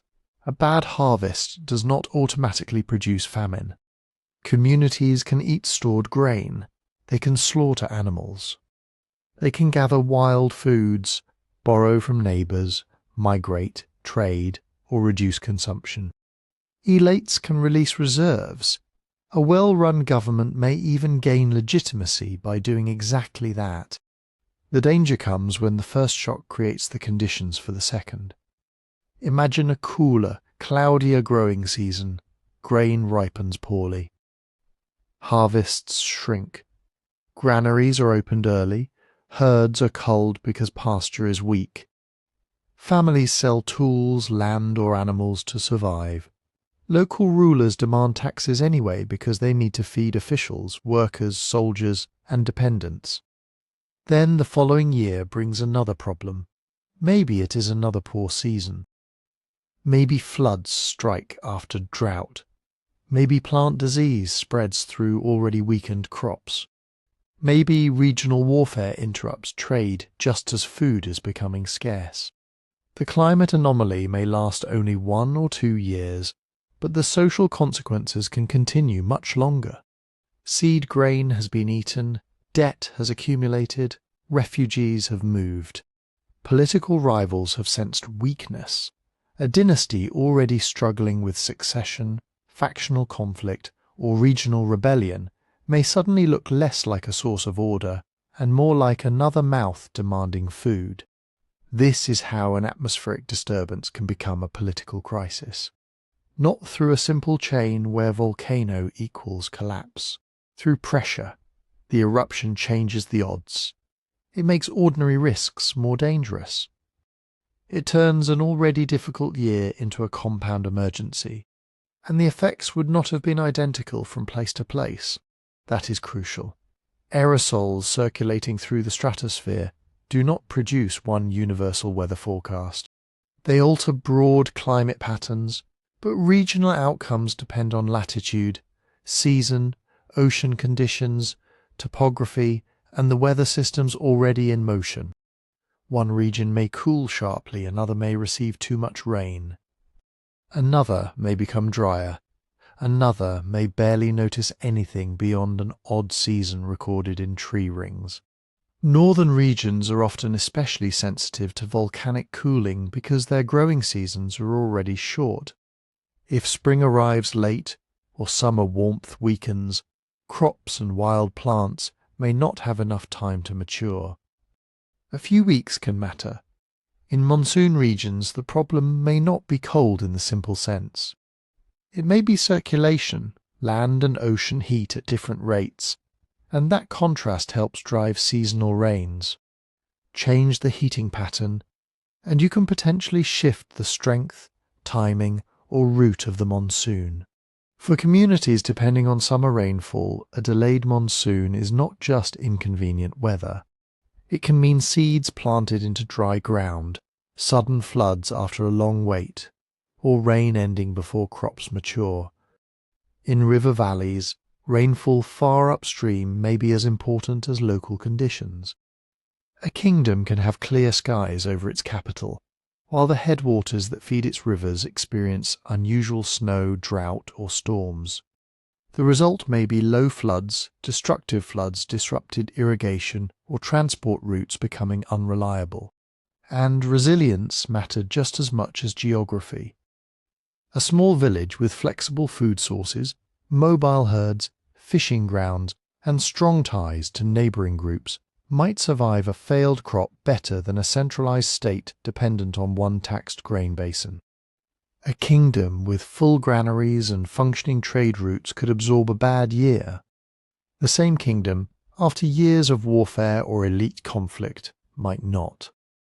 So, when we ask whether Aniakchak disturbed 4 continents, we should not imagine 4 societies staring up at the same dark sky and suffering the same fate. North America stood near the source with local ashfall and immediate ecological disruption. Europe may have experienced cool growing seasons, reflected in some tree ring evidence, though translating narrow rings into human suffering is never straightforward. Africa may have faced altered rainfall patterns with consequences for river systems and agriculture, but the evidence is difficult and often indirect. Across Asia, including China, a disrupted monsoon or shortened growing season could have added pressure to societies already undergoing major transformations. Those are different pathways, different climates, different crops, different political systems, different abilities to store food, move people, and recover from loss. But they may all begin with the same physical event, a mountain in Alaska blasting sulfur high enough into the atmosphere for the entire northern hemisphere to feel a subtle change in the sun. And that is what makes the 1628 BC event so unsettling. The eruption itself may have lasted days, weeks, perhaps longer in its eruptive phases. Its aerosol veil may have lingered for only a few years. But in human societies, a few years is enough time for a harvest to fail, a reserve to vanish, a ruler to lose trust, and a world that looks stable to begin coming apart. Now take that same event and move back to where it began. Not to China, not to Europe, not to the Nile, to the Alaska Peninsula, a long mountainous strip of land reaching southwest toward the Bering Sea and the North Pacific. This was not an empty wilderness. It was a hard country, but it was inhabited country. People had lived in Alaska for thousands of years by then, moving through landscapes rich in salmon, sea mammals, birds, caribou, fish, berries, and seasonal plant foods. And somewhere in this landscape stood Aniakchak. Today, Aniakchak is a vast volcanic caldera, a collapsed basin more than 6 miles across, surrounded by steep walls. It looks remote even now, but around the 17th century BC it may have produced one of the largest eruptions of the last several thousand years. If the proposed date is correct, this was not simply a mountain smoking on the horizon. It was a landscape-changing event. Imagine living within reach of that eruption. First come earthquakes, perhaps, the ground shaking in a place where people have no instruments, no forecasts, no way to know whether the mountain will quiet down or tear itself apart. Then the eruption column rises, ash begins falling. At first it may seem like grey snow, but volcanic ash is not soft. It is crushed rock, sharp-edged glass, mineral fragments, abrasive dust. It gets into eyes, into lungs, into food stores, into water containers. It settles on fish-drying racks, on boats pulled above the tide line, on hides, tools, bedding, and hearths. And it does not need to fall meters deep to become a crisis. A thin layer can contaminate drinking water. It can damage vegetation. It can make travel difficult across open ground. A thicker layer can bury edible plants, alter drainage, and turn familiar routes into unstable grey terrain.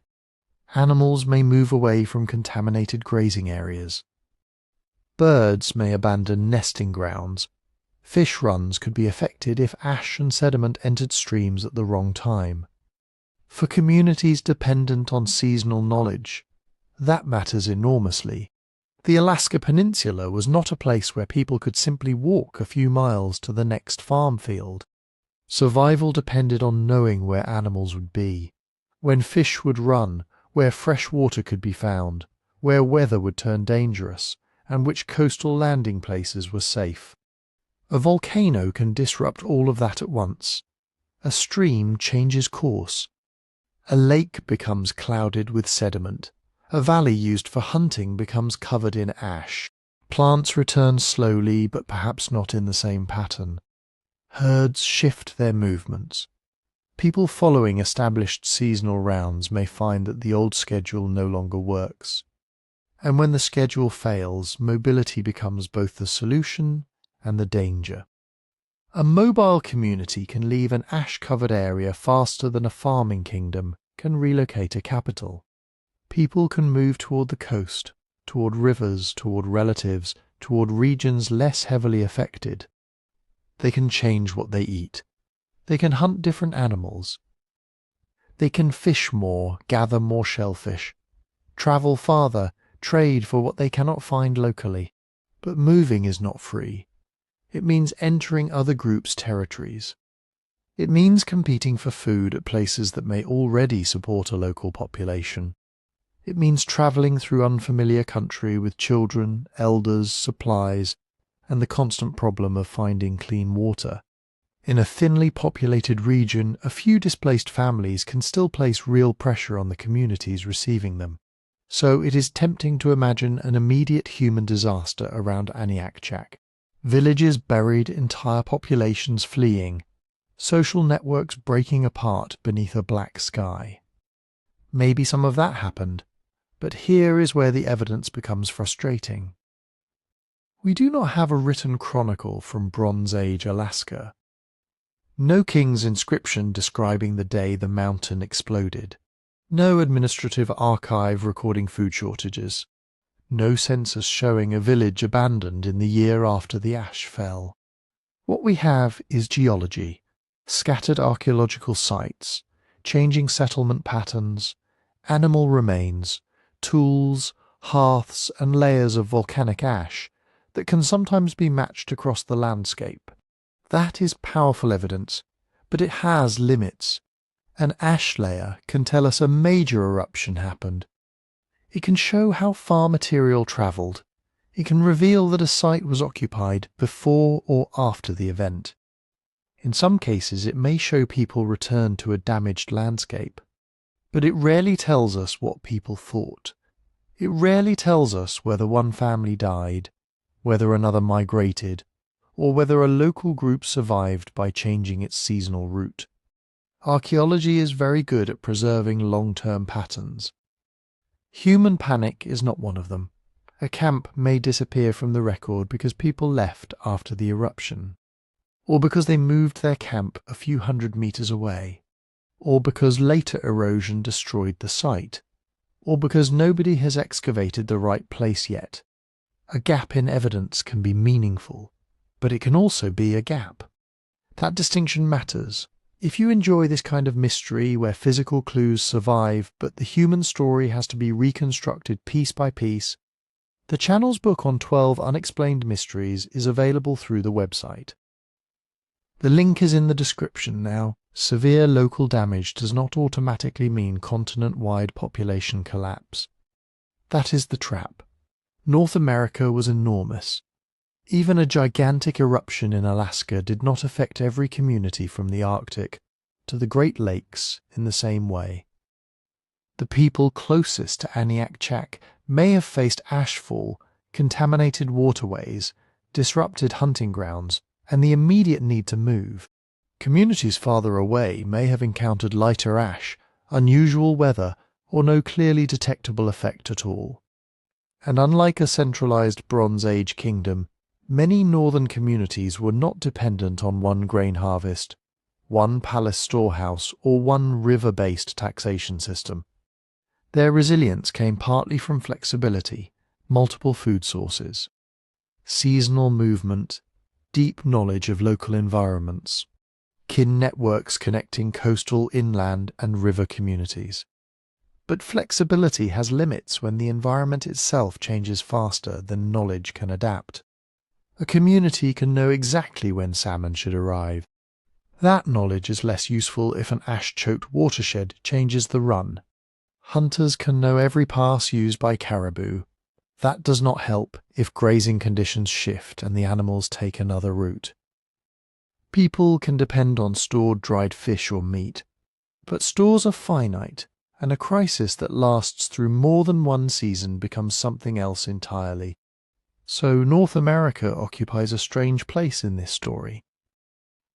It was not only one of the continents potentially affected by the eruption, it was the source region. This is where the disaster was most physical. Most immediate here, the threat was not a subtle veil in the stratosphere or a slightly weakened growing season. It was ash underfoot, ash in water, ash on vegetation, and a transformed landscape, forcing people to make decisions quickly. Yet it is also the place where the human consequences are hardest to measure with confidence. We can see the scar in the earth. We can map the ash. We can estimate the violence of the eruption. What we cannot easily see is the full chain of human response. Who left, who stayed, who adapted, who never returned. And that silence is a warning for everything that follows. The farther we move from Aniakchak, the less direct the damage becomes. But the evidence does not necessarily become clearer. In Europe, the possible signal lies in trees, narrow rings, damaged growth, summers that may have been colder than they should have been. The question is whether those trees recorded a volcanic crisis, and whether human communities felt it too. In Europe, the possible signal is quieter. No ash blanket covering a village. No crater on the horizon. No written account saying the sun dimmed and the grain failed. Instead, there are trees. Ancient oaks preserved in bogs and river sediments. Conifers growing high in the Alps. Long sequences of annual rings, each one recording the conditions of a single growing season. In a good year, a tree adds a broad band of wood.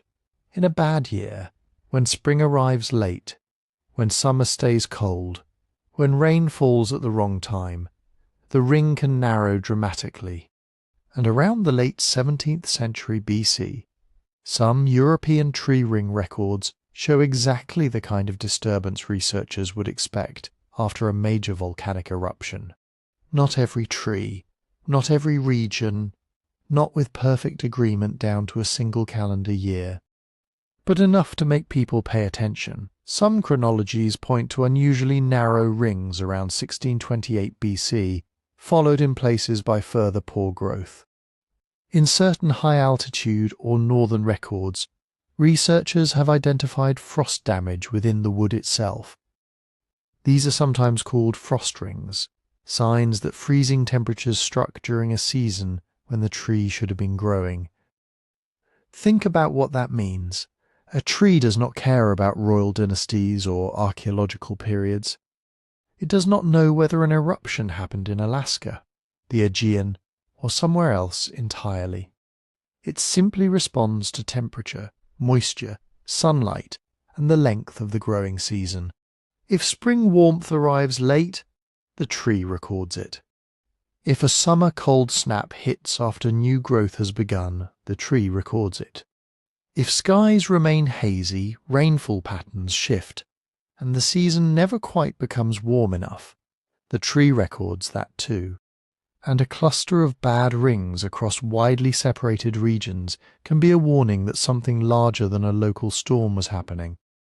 That is why the European evidence became part of the argument over 1628 BC. A large eruption can inject sulfur gases into the stratosphere.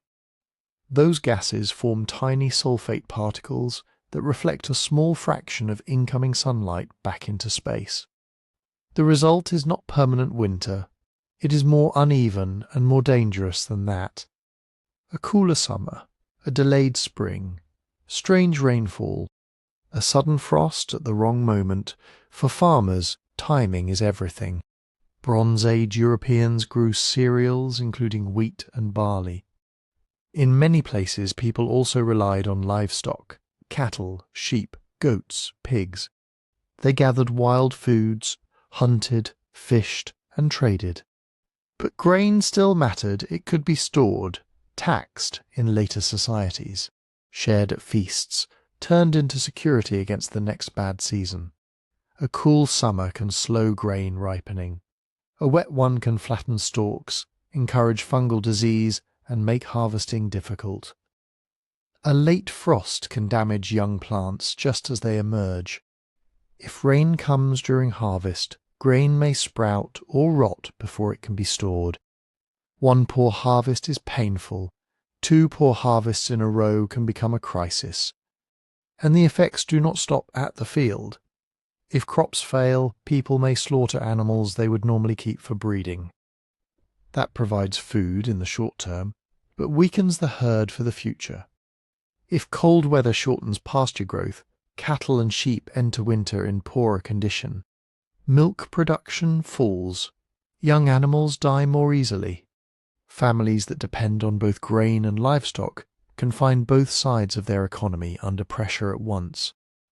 This is how a modest shift in temperature can become a social problem. A household with full storage pits can survive a bad year. A household already carrying debt, recovering from disease, or living on marginal land may not. Communities may borrow grain, move animals, seek help from kin, raid neighbours, delay marriages, abandon exposed settlements, or concentrate around places with better water and more reliable land. But now comes the difficult part. Europe was not one civilization waiting to collapse. There was no single Bronze Age Europe, no continent-wide palace system, no emperor whose grain records can tell us exactly how much food was lost. The people of Atlantic Europe, the Alpine valleys, the Carpathian Basin, the British Isles, the Italian Peninsula, Scandinavia, and the Aegean lived in very different environments and organized themselves in very different ways. Some communities were heavily invested in farming. Others had mixed economies. Some lived in fortified hilltop settlements. Some in dispersed villages. Some were connected to long-distance metal and amber trade networks. Others were more local, more mobile, more dependent on seasonal grazing or coastal resources. The same cold summer would not hit all of them equally. In one valley, extra rain might damage cereal fields. In another, it might improve pasture. In a dry region, cooler conditions might be manageable, even helpful, if rain increased at the right time. In a northern or high-altitude zone already close to the limit for farming, the same change could be devastating. That is why it is dangerous to take a narrow tree ring and turn it immediately into a story of famine, migration, and abandoned settlements. The tree tells us growing conditions were poor. It does not tell us whether a particular family went hungry. Archaeology has the same problem. Famine leaves surprisingly uncertain traces. People do not always die in one obvious mass grave. A hungry community may eat more wild plants, slaughter younger animals, use poorer quality food, move away, or rely on relatives elsewhere. Many of those responses leave faint evidence, or none that survives 3,500 years. An abandoned settlement might indicate climate stress, or conflict, or changing trade routes, or soil exhaustion, or a decision to move closer to better land. A layer of burned buildings may look like evidence of desperate competition. It may also reflect an accidental fire, a raid unrelated to food shortages, or a ritual rebuilding event. Even human bones showing stress or disease cannot automatically be tied to one bad summer. Malnutrition, infection, and hardship have many causes. So the European case is not a clean chain of proof. It is a convergence of clues. Tree rings suggest that something unusual happened to growing seasons around the time a major volcanic event is being considered. Ice cores point to a major sulfur-rich eruption. Climate physics explains how aerosols could cool and destabilize weather across the northern hemisphere. And Bronze Age farming communities were vulnerable to exactly that kind of disruption. That makes climate stress plausible. It does not prove continent-wide collapse. Europe may have experienced a patchwork crisis instead. Bad harvests in some regions, damaged pastures in others, strained exchange networks, local movement, local conflict, and many communities adapting without leaving a dramatic archaeological scar.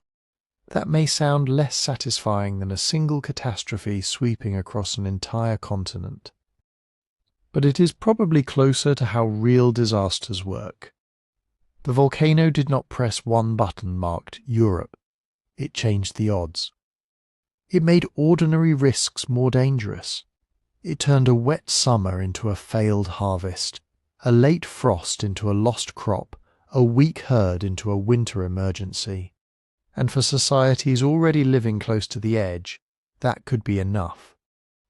The question is whether similar pressure reached farther south, into a world whose survival depended on one of the most predictable rivers on Earth.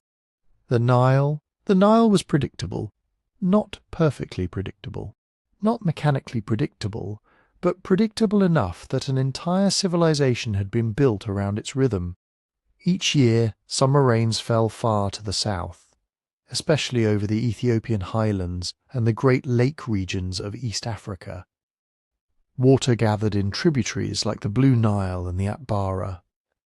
Then, months later, the flood arrived in Egypt. The river rose. Fields disappeared beneath brown water. Silt spread across the floodplain. And when the water withdrew, it left behind moisture and fertile soil for the planting season. That annual pulse was the engine of Egyptian life. No flood, and fields could not be planted properly. A weak flood, and less land received water. An excessively high flood could be destructive too, damaging settlements, canals, storage areas, and the crops that had already been planted in low ground. Egypt was often called the gift of the Nile, but that gift came on a schedule. Farmers, temple estates, local officials, boat crews, grain collectors, and royal administrators all depended on knowing roughly when the river would rise and what it would leave behind. So, if a major volcanic eruption disturbed rainfall systems across the northern hemisphere, Egypt belongs in the comparison immediately. Not because we can prove that Egypt collapsed in 1628 BC. We cannot, but because the Nile connected Egypt to a climate system much larger than Egypt itself. The water that fed the river did not fall mainly on the pyramids, the delta or the dry fields around Memphis. It fell hundreds, sometimes thousands of miles upstream. A disruption in African monsoon rainfall could become an agricultural problem in Egypt months later, and volcanic eruptions are capable of disrupting monsoons. When a huge eruption sends sulfur gases high into the stratosphere, those gases can become sulfate aerosols, tiny reflective particles spread around the upper atmosphere. They reduce the amount of sunlight reaching the surface, but the effect is not simply colder weather everywhere. Climate is never that simple. Land cools faster than oceans. Continents and seas heat unevenly. Atmospheric circulation responds. The tropical rain belt, often called the intertropical convergence zone, can shift north or south. Monsoon systems can weaken, strengthen, arrive late, or concentrate rain into different places. For the Nile, timing matters almost as much as total rainfall. If the Ethiopian summer rains weaken, the Blue Nile carries less water north. If rain begins late, the flood may arrive differently. If storms become erratic, the river may still rise, but at the wrong pace, or with water distributed in ways that make farming harder to manage. And Egypt's agricultural calendar was built around that annual sequence. Flood season was followed by sowing. Sowing was followed by growth. Growth was followed by harvest. Grain then moved into storage, into temple magazines, into household reserves, into wages for workers, into taxes for officials, into supplies for the next year. A weak inundation did not necessarily mean immediate famine. Egypt had storage. Communities had local knowledge. People could adjust crops, draw on reserves, trade, fish, herd animals, or rely on wealthier institutions. But a weak flood after another bad year could become dangerous very quickly. This is the vulnerability hidden inside apparent stability. Egypt looked secure because the Nile usually returned. But that meant Egyptian society was organized around a river whose reliability depended on weather far beyond the kingdom's borders. A volcanic disturbance in the atmosphere could potentially affect rainfall over East Africa. A change in rainfall could affect the flood. A changed flood could affect harvests. And a poor harvest could move outward through every level of society. Less grain meant higher prices. Higher prices meant debt. Debt meant families losing land, livestock, labour, or independence. State institutions dependent on collecting grain would have fewer resources to pay workers, maintain garrisons, support temples, or move food into vulnerable areas. That is the possible chain, but possible is not the same as proven. The Egypt of the late 17th century BC was already going through one of the most complicated periods in its ancient history, the Second Intermediate Period. This was not the age of a single, unquestioned pharaoh ruling smoothly from the delta to the southern frontier. Political authority was divided. In northern Egypt, the Hyksos rulers of the 15th dynasty controlled their power base around Avaris in the eastern delta. In the south, Egyptian rulers of the 17th dynasty governed from Thebes. Other local powers existed between and around them. Nubian kingdoms to the south were also active players in the region. Egypt was fragmented, connected, competitive, and changing. That makes the chronology difficult. The Second Intermediate Period is broadly placed in the centuries before the Egyptian reunification under Ahmo's eye, usually dated somewhere in the mid-16th century BC. But the exact dates of individual reigns, transitions, and local events remain debated. Different chronological systems can shift key moments by years, sometimes decades.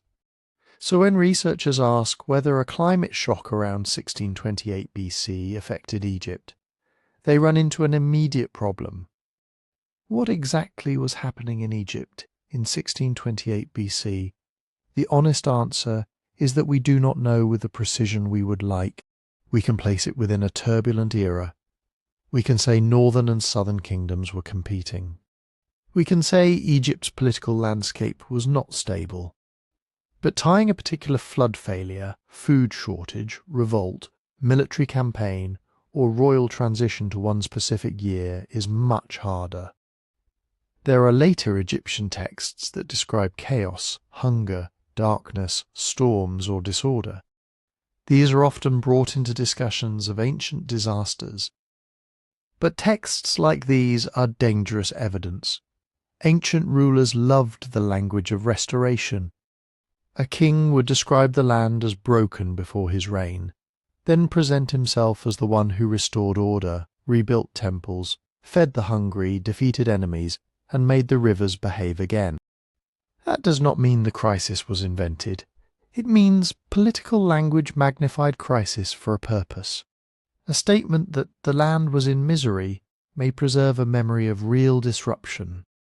Or it may be a conventional way of saying, before me, things were bad. Under me, things became good.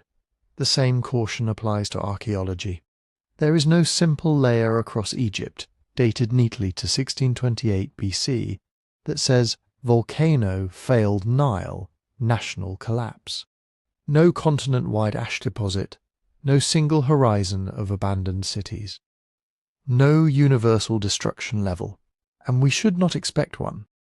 A climate disturbance does not leave the same signature as an invading army or an earthquake.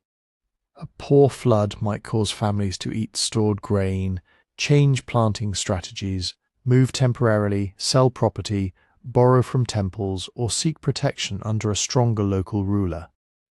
Those decisions can leave traces, but they do not necessarily form one dramatic archaeological event. And Egypt was not one uniform environment. The Delta, Middle Egypt, Upper Egypt, desert oases, Nubian borderlands, and the Red Sea routes all faced different risks. A weak inundation might damage one region while another found ways to adapt.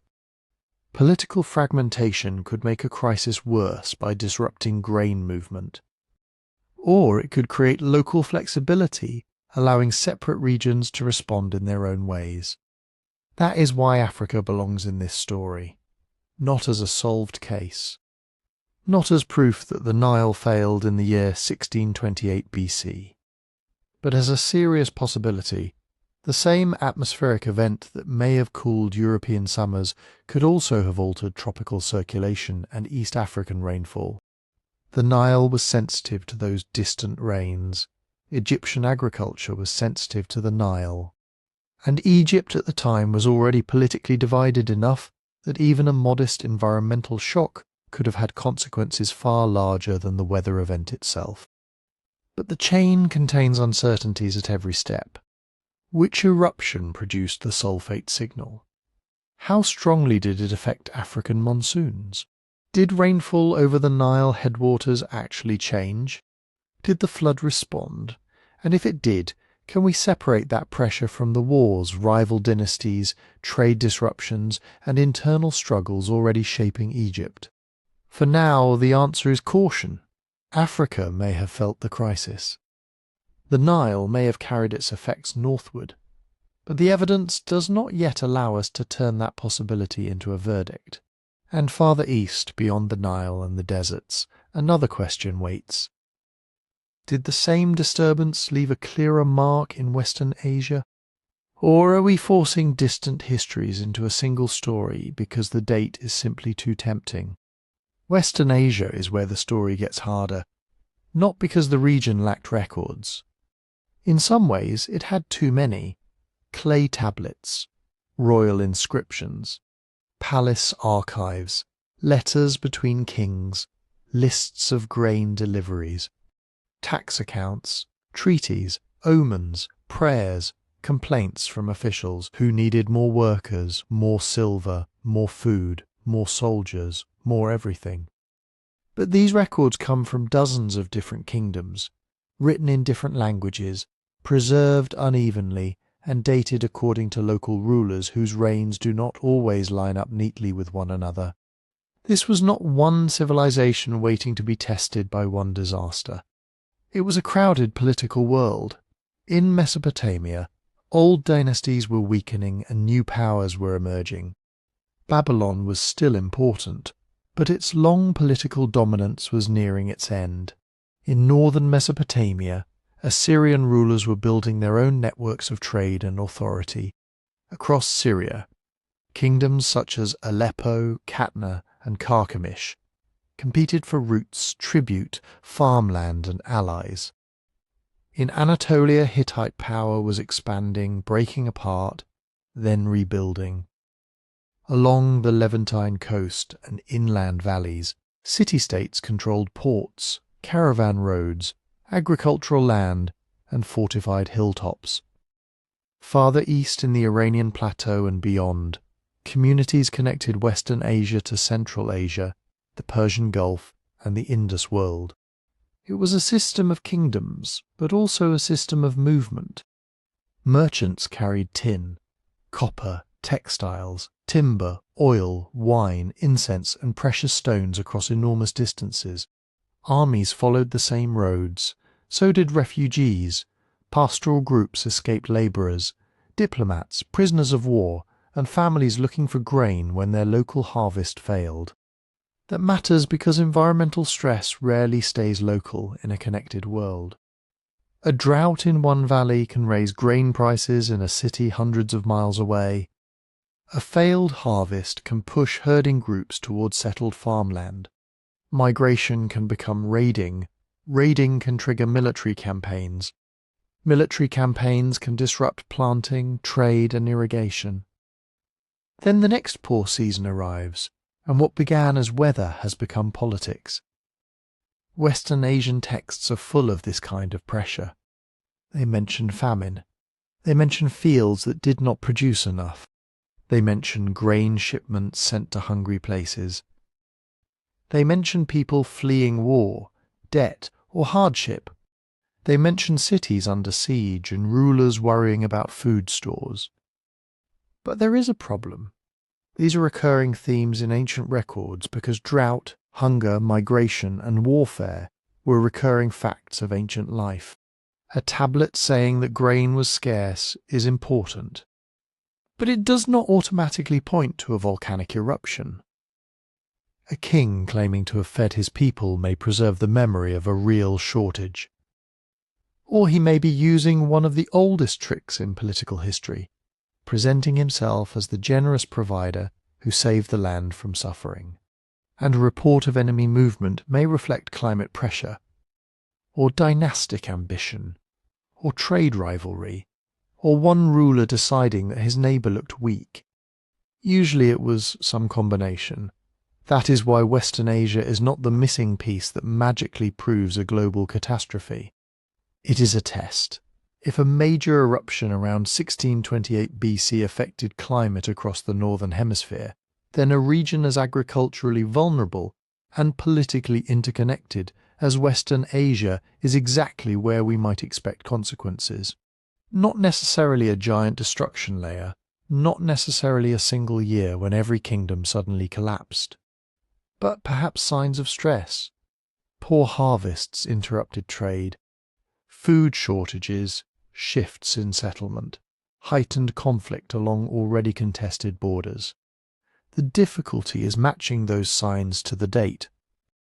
Near Eastern chronology in this period is famously complicated. The fall of Babylon to the Hittite king Nefertiti is traditionally placed in 1595 BC under the so-called Middle Chronology. Other systems move it significantly earlier or later. The dates of rulers in Syria, Anatolia, and Mesopotamia can shift with the chronological framework scholars use. So 1628 BC can sit uncomfortably close to major political changes without landing cleanly on any one of them. That closeness is tempting. Babylon's old order was weakening. The Hittites were becoming more aggressive. Power was changing hands across northern Mesopotamia and Syria. The Levant was full of fortified centres tied into Egyptian, Cypriot, Anatolian, and Mesopotamian trade. It is easy to look at this unstable landscape and imagine one enormous climate shock pushing everything over the edge. But easy stories are often wrong stories. Political systems do not need volcanoes in order to be unstable. Kingdoms fall because rulers die without heirs.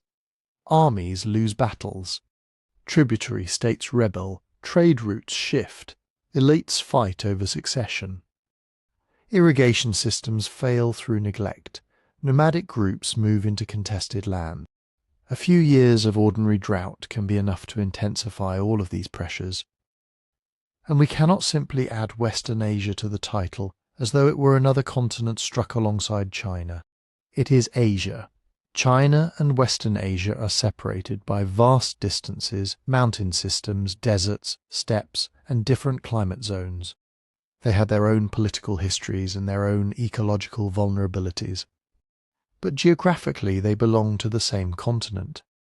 So Western Asia does not provide a fourth continental conformation. It provides something more useful, a comparison inside Asia itself. If China shows signs of disruption around this period, and Western Asia also shows independent evidence of unusual climatic stress that could strengthen the case for a broad hemispheric disturbance. Not because the two regions were one connected civilization. They were not. But because they experienced the atmosphere through very different systems. Northern China depended heavily on seasonal rainfall, river systems, millet agriculture, and emerging political centres. Western Asia depended on a patchwork of rainfall farming, irrigation agriculture, pasture lands, caravan routes, and grain redistribution between competing states. The same volcanic cooling could affect those systems differently. A weakened monsoon in one place, a shortened growing season in another, changed winter rain patterns somewhere else. That is what makes the comparison valuable. And that is also what makes it dangerous. Sparse evidence can be made to say almost anything if we ask it the wrong question. A famine text from Mesopotamia becomes evidence of volcanic winter. A destroyed city becomes evidence of crop failure. A migration becomes evidence of global cooling. A war becomes evidence of atmospheric sulfur. Soon every ancient crisis starts looking like one giant event. But history is messier than that. Western Asia may preserve traces of environmental pressure around the late Middle Bronze Age. It may show how food stress and political fragmentation interacted in a world already under strain. It may even offer indirect support for the idea that climate disturbances reached far beyond the eruption's source. But it does not give us a clean universal catastrophe. And that brings us to the volcano everyone wants to place at the center of the story. Not in Alaska, not in China, but in the Aegean Sea. Thera, or Santorini as the island is called today. A volcano in the Aegean Sea that did not merely erupt. It blew apart part of an island, collapsed into the sea, buried settlements in ash, and sent tsunamis across the eastern Mediterranean. For more than a century, Thera has been the celebrity suspect in every Bronze Age disaster story. People have linked it to the decline of Minoan power on Crete, to strange weather in Egypt, to crop failures across the Near East, to the biblical plagues, to the legend of Atlantis, and, for a long time, to the great sulfate spike found in Greenland ice cores around 1628 BC. It is easy to understand why. The eruption was unquestionably enormous. The island of Thera had supported a sophisticated Bronze Age settlement at Akrotiri, filled with multistory buildings, painted walls, storage jars, workshops, and evidence of maritime trade. Then the volcano entered a catastrophic phase. Ash fell across the island. Buildings were buried. The center of the volcano collapsed, creating the flooded caldera that makes Santorini so famous today. This was not a small local event. Ash from Thera has been found across the Aegean and eastern Mediterranean. Tsunamis probably struck nearby coasts. The eruption would have been visible and terrifying over a huge area. For the trading societies of the Bronze Age Mediterranean, it may have disrupted ports, ships, fisheries, farms, and political confidence all at once. So, when scientists found evidence for a major volcanic climate event in the late 17th century BC, Thera seemed like the obvious answer. A famous giant eruption at roughly the right time, in a world already showing signs of instability. Case closed. Except it wasn't. The problem is the date. Actually, the problem is that Thera has two dates. Or rather, two broad chronological camps that have spent decades arguing over when the eruption happened. The high chronology places it in the late 17th century BC, somewhere around the 1620s or early 1600s BC. This position is supported mainly by radiocarbon dates from material associated with the eruption, including seeds, wood, and other organic remains. Some scientific studies have produced ranges that overlap remarkably well with the tree ring downturn around 1628 to 1627 BC. That overlap is why Thera became so deeply attached to this date. But archaeological chronology has often pointed later.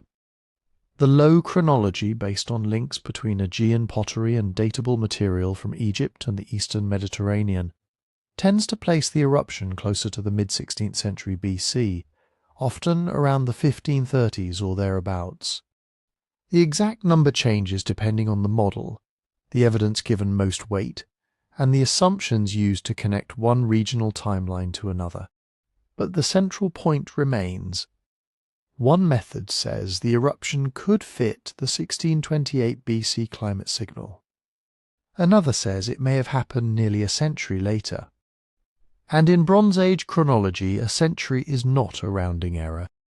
It is the difference between saying a volcano may have contributed to a crisis and saying it happened after the supposed crisis was already over. For years, the Greenland ice core sulfate layer seemed like the strongest argument for the high date. Volcanoes inject sulfur gases into the stratosphere. There, those gases become sulfate aerosols, tiny reflective particles that can cool the climate by bouncing sunlight back into space. Ice sheets can preserve the fallout. Layer by layer, year by year, they create something close to an atmospheric archive. Around 1628 BC, that archive records a large volcanic signal. Tree rings from several regions also show evidence of unusually poor growing conditions around 1627 BC. Narrow rings, frost damage in some records, a pattern consistent with cooling after a major eruption. Thera was huge, Thera was famous, and 1628 BC was right there. But a sulfate spike does not come with a label saying, "Greetings from Santorini." For a long time, researchers knew that a major eruption had disturbed the atmosphere. They did not know with certainty which volcano had done it. Then the discussion changed. Scientists found volcanic glass shards, tiny fragments of ash preserved in ice. These shards can carry a geochemical fingerprint. Different volcanoes produce magma with different chemical signatures, like a microscopic barcode written in glass. When researchers compared the shards associated with the 1628 BC event, the source that emerged was not Thera. It was Aniakchak II, a gigantic eruption in Alaska. That identification matters because it separates two questions that had become tangled together. Question 1. Was there a major volcanic climate disturbance around 1628 to 1627 BC? The ice and tree evidence says very likely. Question 2. Was Thera the volcano responsible? The Aniakchak evidence says probably not, and that does not make Thera unimportant. Far from it. Thera remains one of the defining eruptions of the Bronze Age Mediterranean. It transformed an island. It devastated nearby communities. It may have damaged Minoan maritime networks and created economic and political consequences that unfolded over generations. But may have is important. The eruption did not instantly erase Minoan civilization. Crete remained occupied. Minoan culture continued.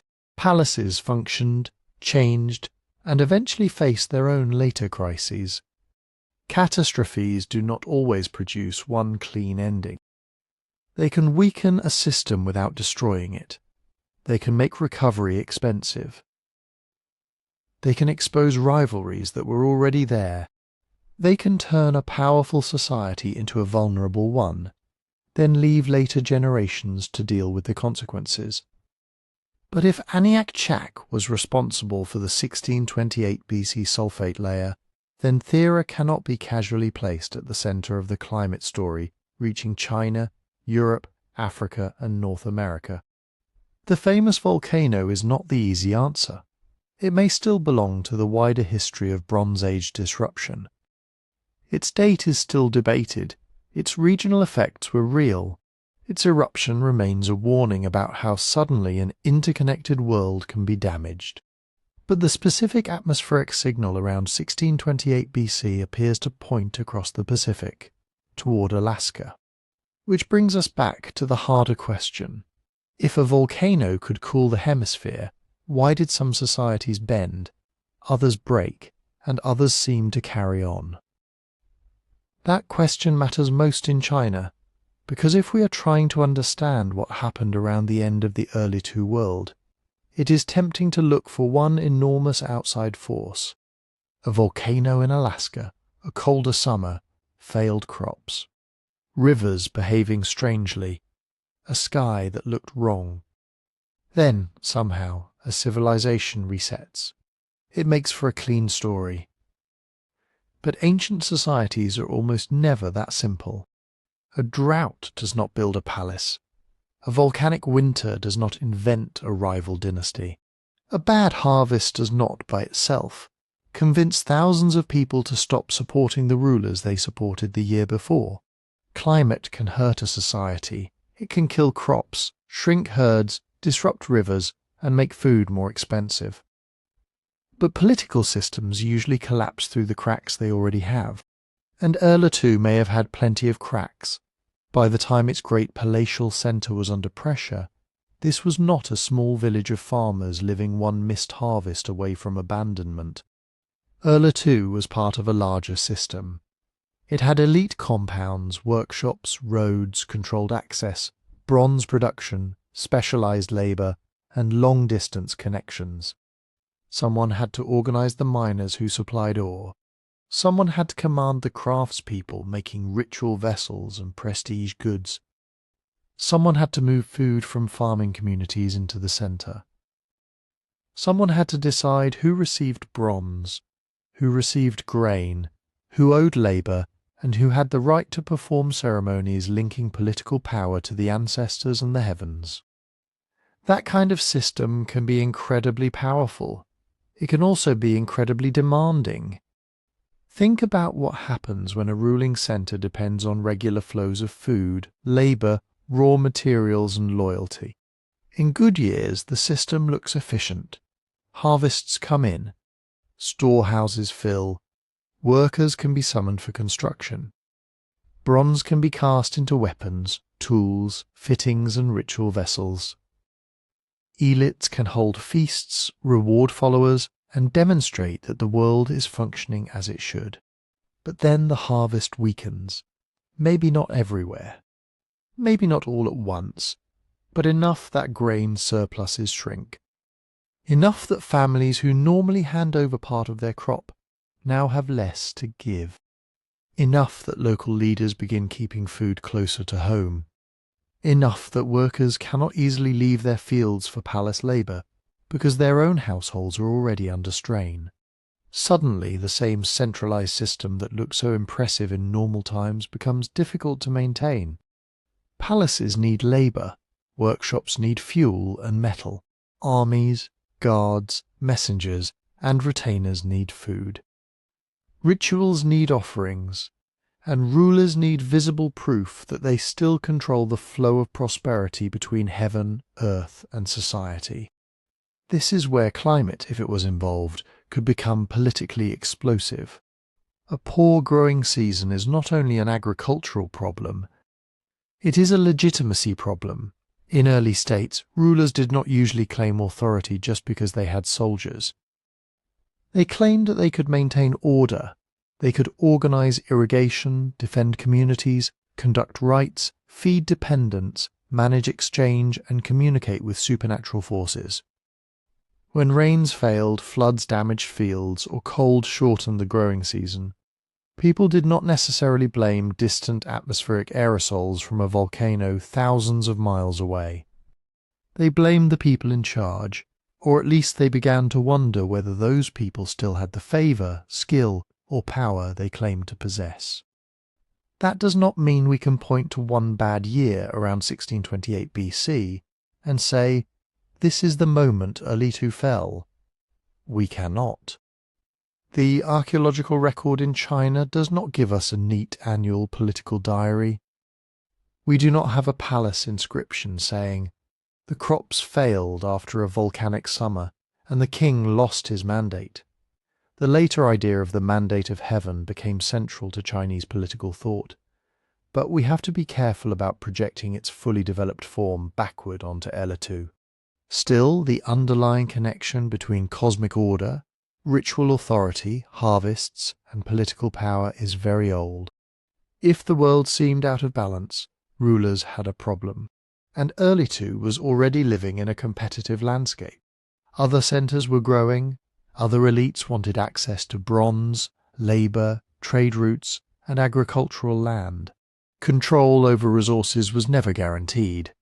Bronze was prestigious, but bronze also depended on supply chains stretching far beyond a single capital. Copper, tin, lead, fuel, transport, skilled labour, and secure routes all had to come together. Disrupt any part of that network, and political power can shift fast. Maybe one group loses access to metal.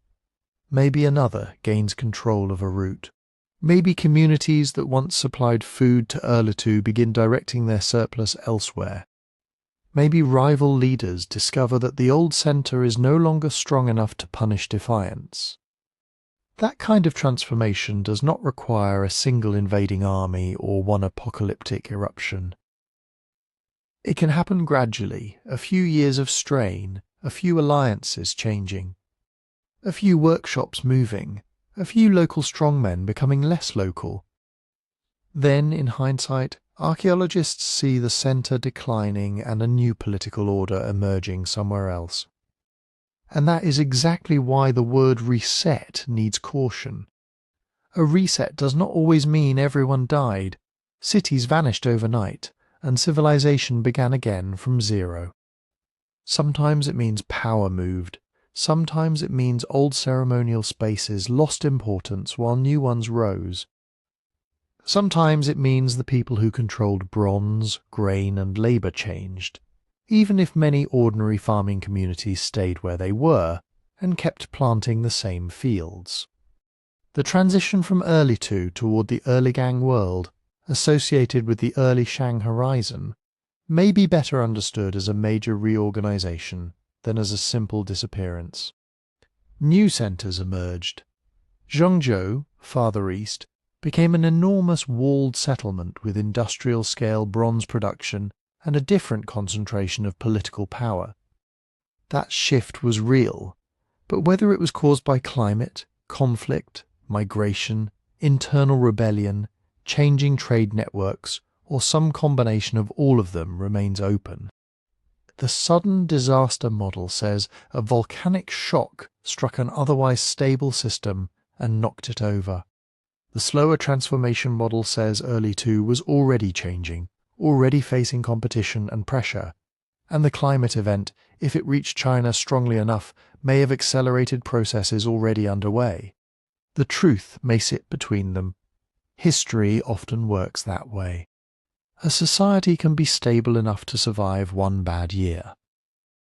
It can even survive several, but if food stress arrives when elites are fighting, trade routes are shifting, labour demands are high, and legitimacy is fragile, then a short climate shock can act like a hammer against cracked stone. The hammer matters, but so do the cracks. And China is not the only place where that distinction changes the story. A global volcanic event could disturb weather across enormous distances. Yet weather disturbance is not the same thing as universal collapse. Each society met the shock with its own institutions, rivalries, resources, and vulnerabilities. That is the crucial point. The same crisis does not produce the same history everywhere. A volcanic eruption can put sulfate into the stratosphere. Those aerosols can reflect sunlight. They can cool growing seasons, shift rainfall patterns, weaken monsoons, or alter storm tracks. But they do not arrive in every valley with the same force. And even when two regions experience the same strange weather, they do not respond with the same level of danger. One community has full granaries. Another has nothing stored beyond the next harvest. One kingdom can move grain along rivers, roads, and trade routes. Another depends on one local crop, one short rainy season, one herd, one floodplain. One population can leave. They can follow animals, move toward relatives, shift fields, spread the risk across a wider landscape. Another is tied to a city, an irrigation system, a palace economy, or a narrow strip of fertile land surrounded by desert. So, when we say that the crisis around 1628 BC may have reached 4 continents, we need to be precise about what that means. It does not mean 4 continents collapsed. It does not mean every society saw darkness at noon, famine in every village, and the end of every old political order. It means there may have been a shared environmental pressure, a disturbance in the climate system large enough to leave traces in ice, trees, sediments, and perhaps historical change. But that pressure moved through different worlds, and each world transformed it into something local. In one place, it might mean a colder summer, in another, delayed rain, in another, too much rain at the wrong time, in another, almost nothing detectable at all. That last possibility matters. Silence in the evidence is not proof that nothing happened. But neither is it proof that disaster happened and the record simply vanished. Ancient evidence is uneven. Tree rings only exist where suitable trees survived and have been sampled.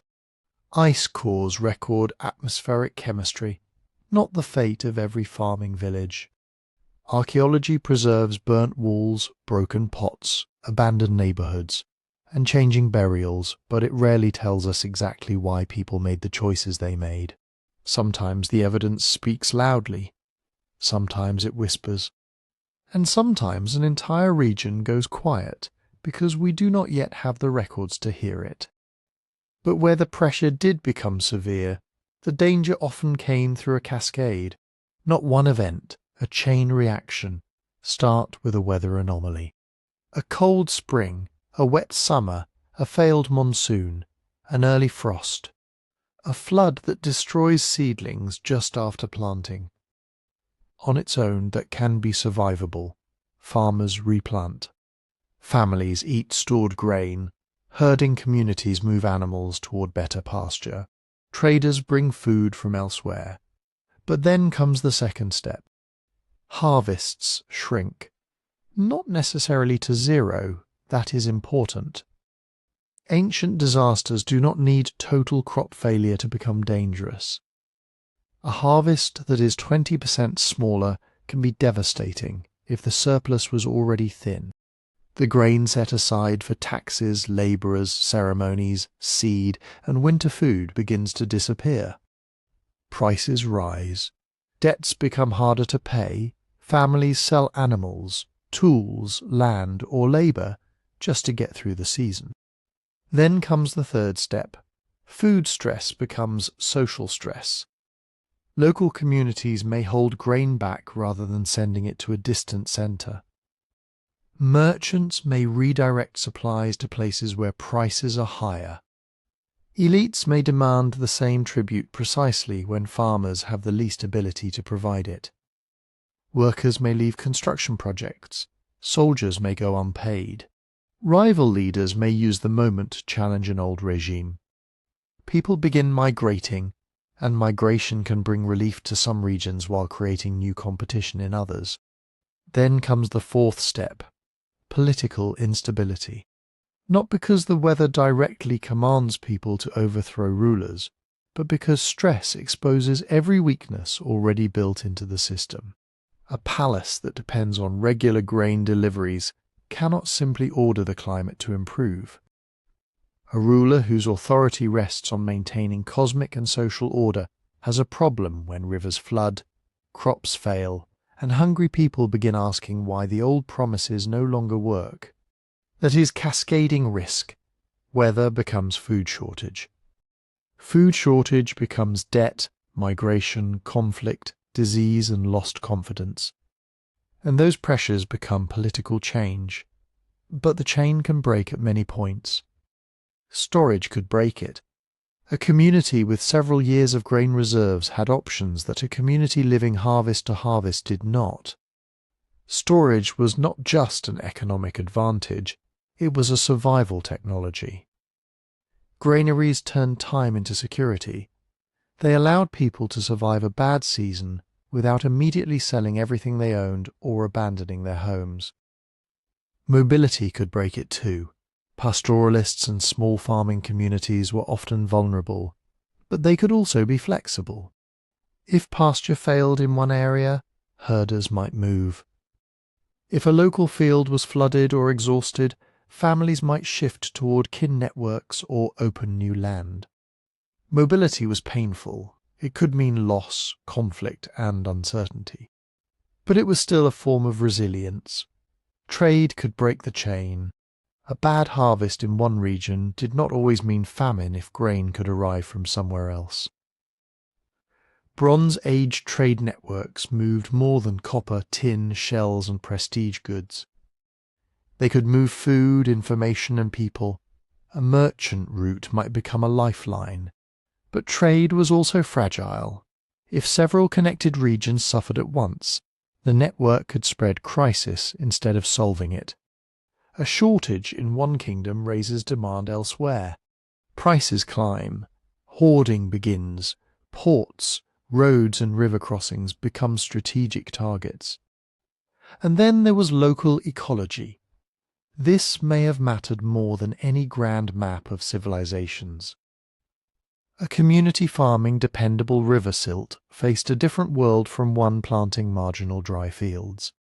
A region with diverse crops, fish, wild plants, forests and grazing land could absorb shocks that would crush a society dependent on one staple. A floodplain could be a source of extraordinary fertility in ordinary years and a death trap in extraordinary ones. A cold summer might devastate highland grain, but leave some lowland crops less affected. Reduced rainfall could destroy one valley while benefiting another by limiting destructive floods. There was no single Bronze Age climate experience. There were thousands of local ones. This is why the big dramatic explanation is so tempting and so dangerous. We find a major volcanic signal around 1628 BC. We see political transitions in China, difficult tree ring years in parts of Europe, possible stress in other regions, and a famous eruption at Thera hovering in the background. Then the human mind wants to connect everything. One volcano, 1 year, one world reset. It is a powerful story because it feels like an answer. But history is usually messier than that. Some societies may have suffered badly from a short climate shock.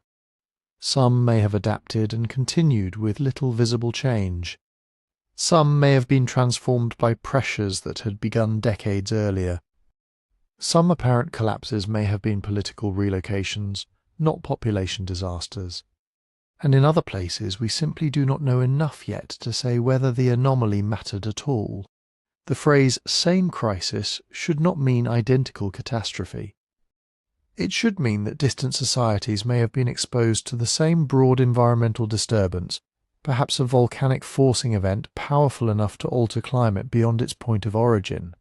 What happened next depended on where they lived, what they grew, what they stored, who they traded with, whether they could move, and how much strain their political systems were already carrying.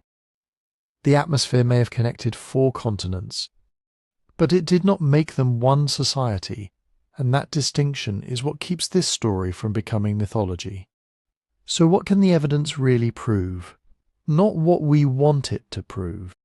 Not the clean cinematic version where one volcano erupts, the sky darkens, and every civilization from China to Europe falls apart on schedule.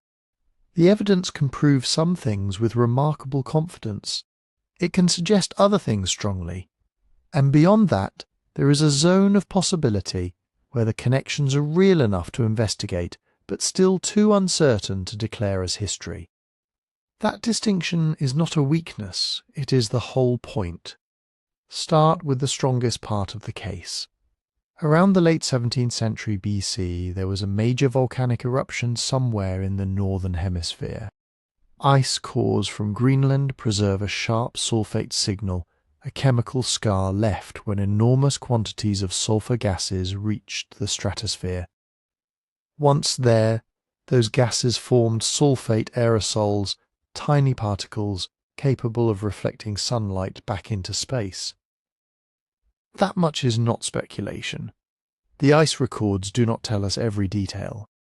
They do not identify the volcano with absolute certainty, They do not tell us precisely how cold each summer became in every region, but they do tell us that the atmosphere was disturbed on a scale large enough to be recorded thousands of miles away in polar ice. That is a hard piece of evidence. Then there are the trees. In several regions, tree ring sequences show signs of stress around this broader period. Narrow rings, frost damage, reduced growth. Years when trees appear to have struggled through cold, wet, dry, or otherwise abnormal growing conditions. Trees do not write, "A volcano ruined our summer." They record the biological result. A bad year leaves a narrow ring. A severe frost can leave damaged wood. A sequence of difficult seasons can show up as a run of suppressed growth. But trees are living things rooted in particular places. One tree may suffer because of local drought, another because of insect damage, another because its hillside became colder or wetter than usual. To turn tree rings into a global climate story, researchers need patterns repeated across wide areas, carefully dated and compared against other records. Still, the broader picture is difficult to ignore. A major sulfate spike, evidence for unusual growing conditions in some tree ring records, and a time when societies in several parts of the world were already changing, struggling, expanding, contracting, or reorganizing. China belongs inside that picture. The Erlitou world did not remain frozen in place forever. Settlement patterns changed, political centers shifted. Older structures of power were transformed. Later Chinese memory preserved stories of strange portents, disrupted order, and the transfer of legitimacy from one dynasty to another. These traditions cannot serve as straightforward weather reports. They were written down long after the events they describe, shaped by politics, moral lessons, and the need to explain why one ruling house had lost heaven's favour. But they do tell us something important. People looking back on this age remembered it as a time when order had broken. That is real historical evidence, even if it is not evidence for ash falling from a specific volcano in a specific year. And that is where the line has to be drawn. We can say there was a major eruption. We can say the atmosphere carried its chemical fingerprint to Greenland. We can say some tree ring records point to difficult growing conditions in the broader period. We can say Bronze Age China was undergoing major transformation somewhere within the same chronological neighbourhood. But can we say that one eruption directly reset Bronze Age China in 1628 BC? Not yet. To make that claim, we would need a chain of evidence much tighter than the one we currently have. We would need secure dating for the eruption itself, ideally linked to a known volcanic source through geochemistry. Not just sulfate in ice, but volcanic glass, microscopic shards of tephra with a chemical composition matching a specific eruption. We would need a more precise timeline for change in the Erlitou world, not a range of decades or generations, but evidence showing that agricultural disruption, settlement abandonment, political change, or demographic stress clustered tightly around the same years as the climatic shock. We would need local environmental records from northern China, lake sediments, cave deposits, pollen records, flood layers, stable isotopes. Anything capable of showing whether rainfall shifted, temperatures dropped, floods increased, or crops failed at the exact moment the volcanic aerosols were affecting the atmosphere. And even then, the argument would need caution, because proving that China experienced climate stress is not the same as proving climate stress caused political transformation. A cold season can hurt crops. Failed crops can strain a kingdom. But kingdoms are not crops. They contain rival elites, ambitious military leaders, contested succession, regional identities, trade routes, labour systems, and old grudges waiting for the right moment to become dangerous. Climate can be the pressure. It is rarely the entire explanation. Think of it like a crack in a dam. The rainfall matters. The rising water matters, but so does the age of the concrete. the quality of the repairs, the weakness of the foundations, and whether somebody ignored the warning signs for years. When the dam breaks, it is tempting to point only at the storm, but the storm did not build the weakness, it revealed it. That may be the most responsible way to understand 1628 BC. Not as a magic date that explains everything, as a possible stress test. A moment when a disturbed atmosphere may have pushed already vulnerable societies closer to the edge. Some bent and recovered, some changed direction, some may have suffered in ways the archaeological record can no longer clearly show, and some may have had transformations that only look connected because our dating is still too broad. But the story is not finished. New evidence could change the picture dramatically. The discovery of volcanic tephra in a Greenland ice core, or in a lake bed from Europe, Alaska, or Asia, could identify the source of the sulfate spike more securely. Every eruption produces its own chemical signature, a kind of geological fingerprint. Match that fingerprint across distant records, and a suspected volcano becomes much more than a suspect. Improved radiocarbon sequences could sharpen the chronology of Erlitou settlements, burials, crops, and construction phases. Instead of asking whether a transition happened somewhere around 1628 BC, archaeologists may eventually be able to ask whether it began before the climatic event, during it, or generations afterward. That difference would matter enormously. If the transformation began decades before the eruption, the volcano becomes a poor explanation for its origin, though it might still have intensified existing problems. If change begins immediately after a documented climate shock, the case becomes stronger. If the evidence shows stability through the supposed crisis, then the entire connection has to be reconsidered. Climate models can help too, not by giving us a perfect Bronze Age weather forecast.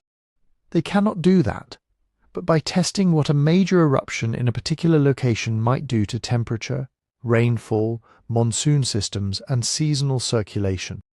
An eruption in Alaska may affect northern hemisphere summer cooling differently from one in the tropics. The size of the aerosol cloud matters. The season of the eruption matters. The direction of atmospheric circulation matters. A model can tell us whether a proposed chain of events is physically plausible. Could this eruption have weakened East Asian summer rains? Could it have shifted storm tracks over Europe?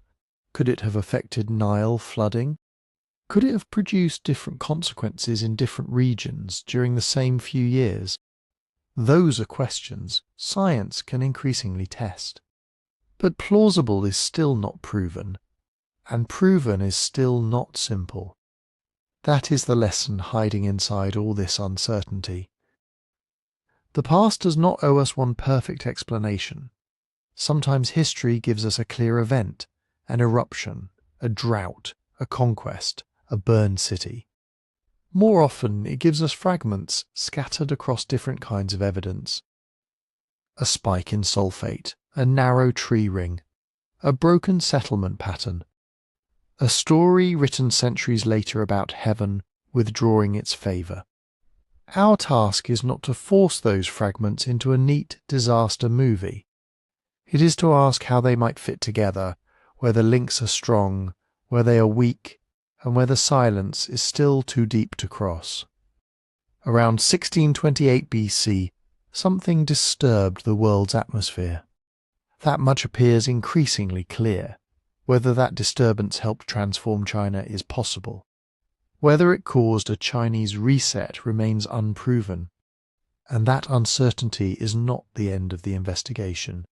It is the reason the date still matters, because a date can matter even when it does not solve the mystery. 1628 BC matters because it forces us to look at the Bronze Age in a different way, not as a collection of isolated kingdoms, each living inside its own separate story. China over here, Egypt down there, Mesopotamia in between. Europe at the edge of the map, North America beyond any world known to Bronze Age scribes. But as populations living under the same sky, they did not share one government. They did not speak one language. Most of them had no idea the others existed. A farmer near the Yellow River could not have imagined a village in Alaska. A ruler in the Nile Valley could not have known that trees in Ireland might be recording the same troubled growing season. And yet, if a major eruption injected enough sulfur into the stratosphere, distance would not protect them. That is the unnerving part. The atmosphere is a planetary system. It does not care about borders, dynasties, trade routes, or the limits of human knowledge. Once volcanic gases rise high enough, winds can carry their effects across oceans and continents. Sunlight can weaken in one region, rain patterns can shift in another. A summer can arrive late, turn cold, or bring too much rain at the wrong time. Somewhere else, the same atmospheric disruption may mean drought. One event, different weather, different consequences. That is why the search for a connection matters. It brings together kinds of evidence that normally sit in different rooms. Geologists look at ice cores and volcanic deposits. They search for sulfate layers, ash particles, chemical signatures hidden in ice that has not melted for thousands of years. Climate scientists study aerosols, circulation patterns, monsoons, and the fragile physics of sunlight passing through a disturbed atmosphere. Archaeologists excavate foundations, pottery, bones, storage pits, abandoned settlements, and the remains of political systems that rose, changed, or disappeared. Historians read later traditions, royal genealogies, omen texts, and stories about why heaven turned against a dynasty. Each field holds one piece. None of them can see the whole puzzle alone. A sulfate spike in Greenland does not tell us what happened in a Chinese village.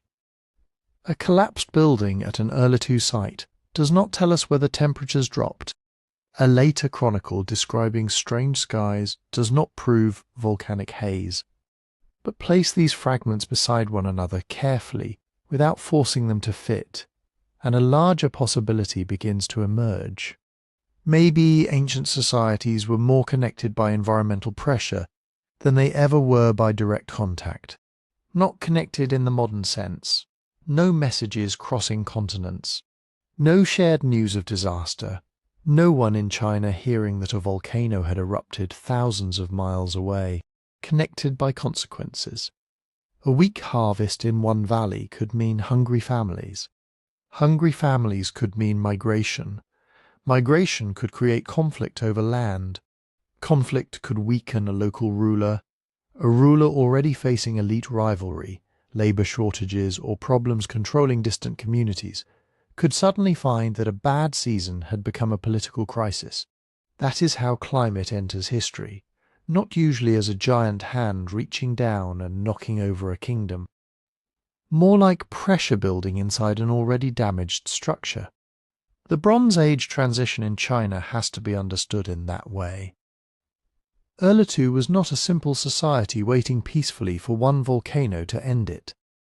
It was a developing political world with its own tensions, its own regional competition, its own changing systems of power. The shift toward later Bronze Age centres, including the rise of Erligang and eventually the Shang world, involved choices made by people. Ambitious leaders, workers, craft specialists, farmers, rival communities, networks of exchange and systems of control that could grow, fracture, adapt, or be replaced. A climate shock, if one reached northern China, would have entered that complicated world. It might have stressed harvests. It might have altered river behaviour. It might have made it harder to feed labourers, maintain authority, or hold together a centre dependent on tribute and agricultural surplus. But it did not invent political ambition. It did not create every rivalry. It did not decide who gained power after a crisis. Humans did that. This is why the word reset is useful but dangerous. Useful because the archaeological record does show transformation. Centres change, old patterns weaken, new ones emerge. The world after a major transition can look so different that it feels as if somebody wiped the board clean and started again. Dangerous because nothing is ever truly wiped clean. People carry old skills into new cities. Rulers reuse old symbols. Craft traditions survive even when capitals shift. Communities remember losses in stories, rituals, and warnings. A new political order may look revolutionary from a distance, while still resting on foundations laid by the one before it. History is less like a switch being flipped. It is more like a forest after a fire. From far away the landscape looks destroyed. But beneath the ash, roots survive. Seeds wait. Some species return. Others take advantage of the open ground. The next forest is different, but it did not come from nowhere. That may be what happened around 1628 BC in China, and perhaps far beyond it. Not one synchronized global collapse, not proof that a single eruption toppled 4 continents. Something more subtle and in some ways more interesting. A global atmospheric disturbance may have arrived at a moment when multiple societies were already under pressure. In one place, it may have been a short-lived hardship with little lasting effect. In another, it may have intensified food shortages or social conflict. In another, it may have left no trace we can recognize. And in another, it may have become part of the chain of events that pushed a fragile system into a new form. The same storm does not break every ship. Some ships are in harbour. Some are built stronger. Some change course. Some were already taking on water. That is why ancient turning points are so difficult to explain. When archaeologists find a transition, they naturally ask what caused it. Was it invasion, drought, flooding, internal revolt, trade disruption, disease, a new technology, a change in leadership? Sometimes the answer may be all of those things interacting. And sometimes above them all there was a sky people could not explain, a dim summer, an untimely frost, rains that failed, floods that came too hard, a season when familiar signs no longer meant what they were supposed to mean. For Bronze Age people, this was not climate science. It was terror, confusion, and meaning. If crops failed, if rivers behaved strangely, if the sky changed colour, people did not reach for ice core data. They asked what gods were angry. They asked whether their ruler had failed. They asked whether heaven had withdrawn its support. Those questions could shape politics as powerfully as the weather itself. A bad harvest is material. The interpretation of a bad harvest is political.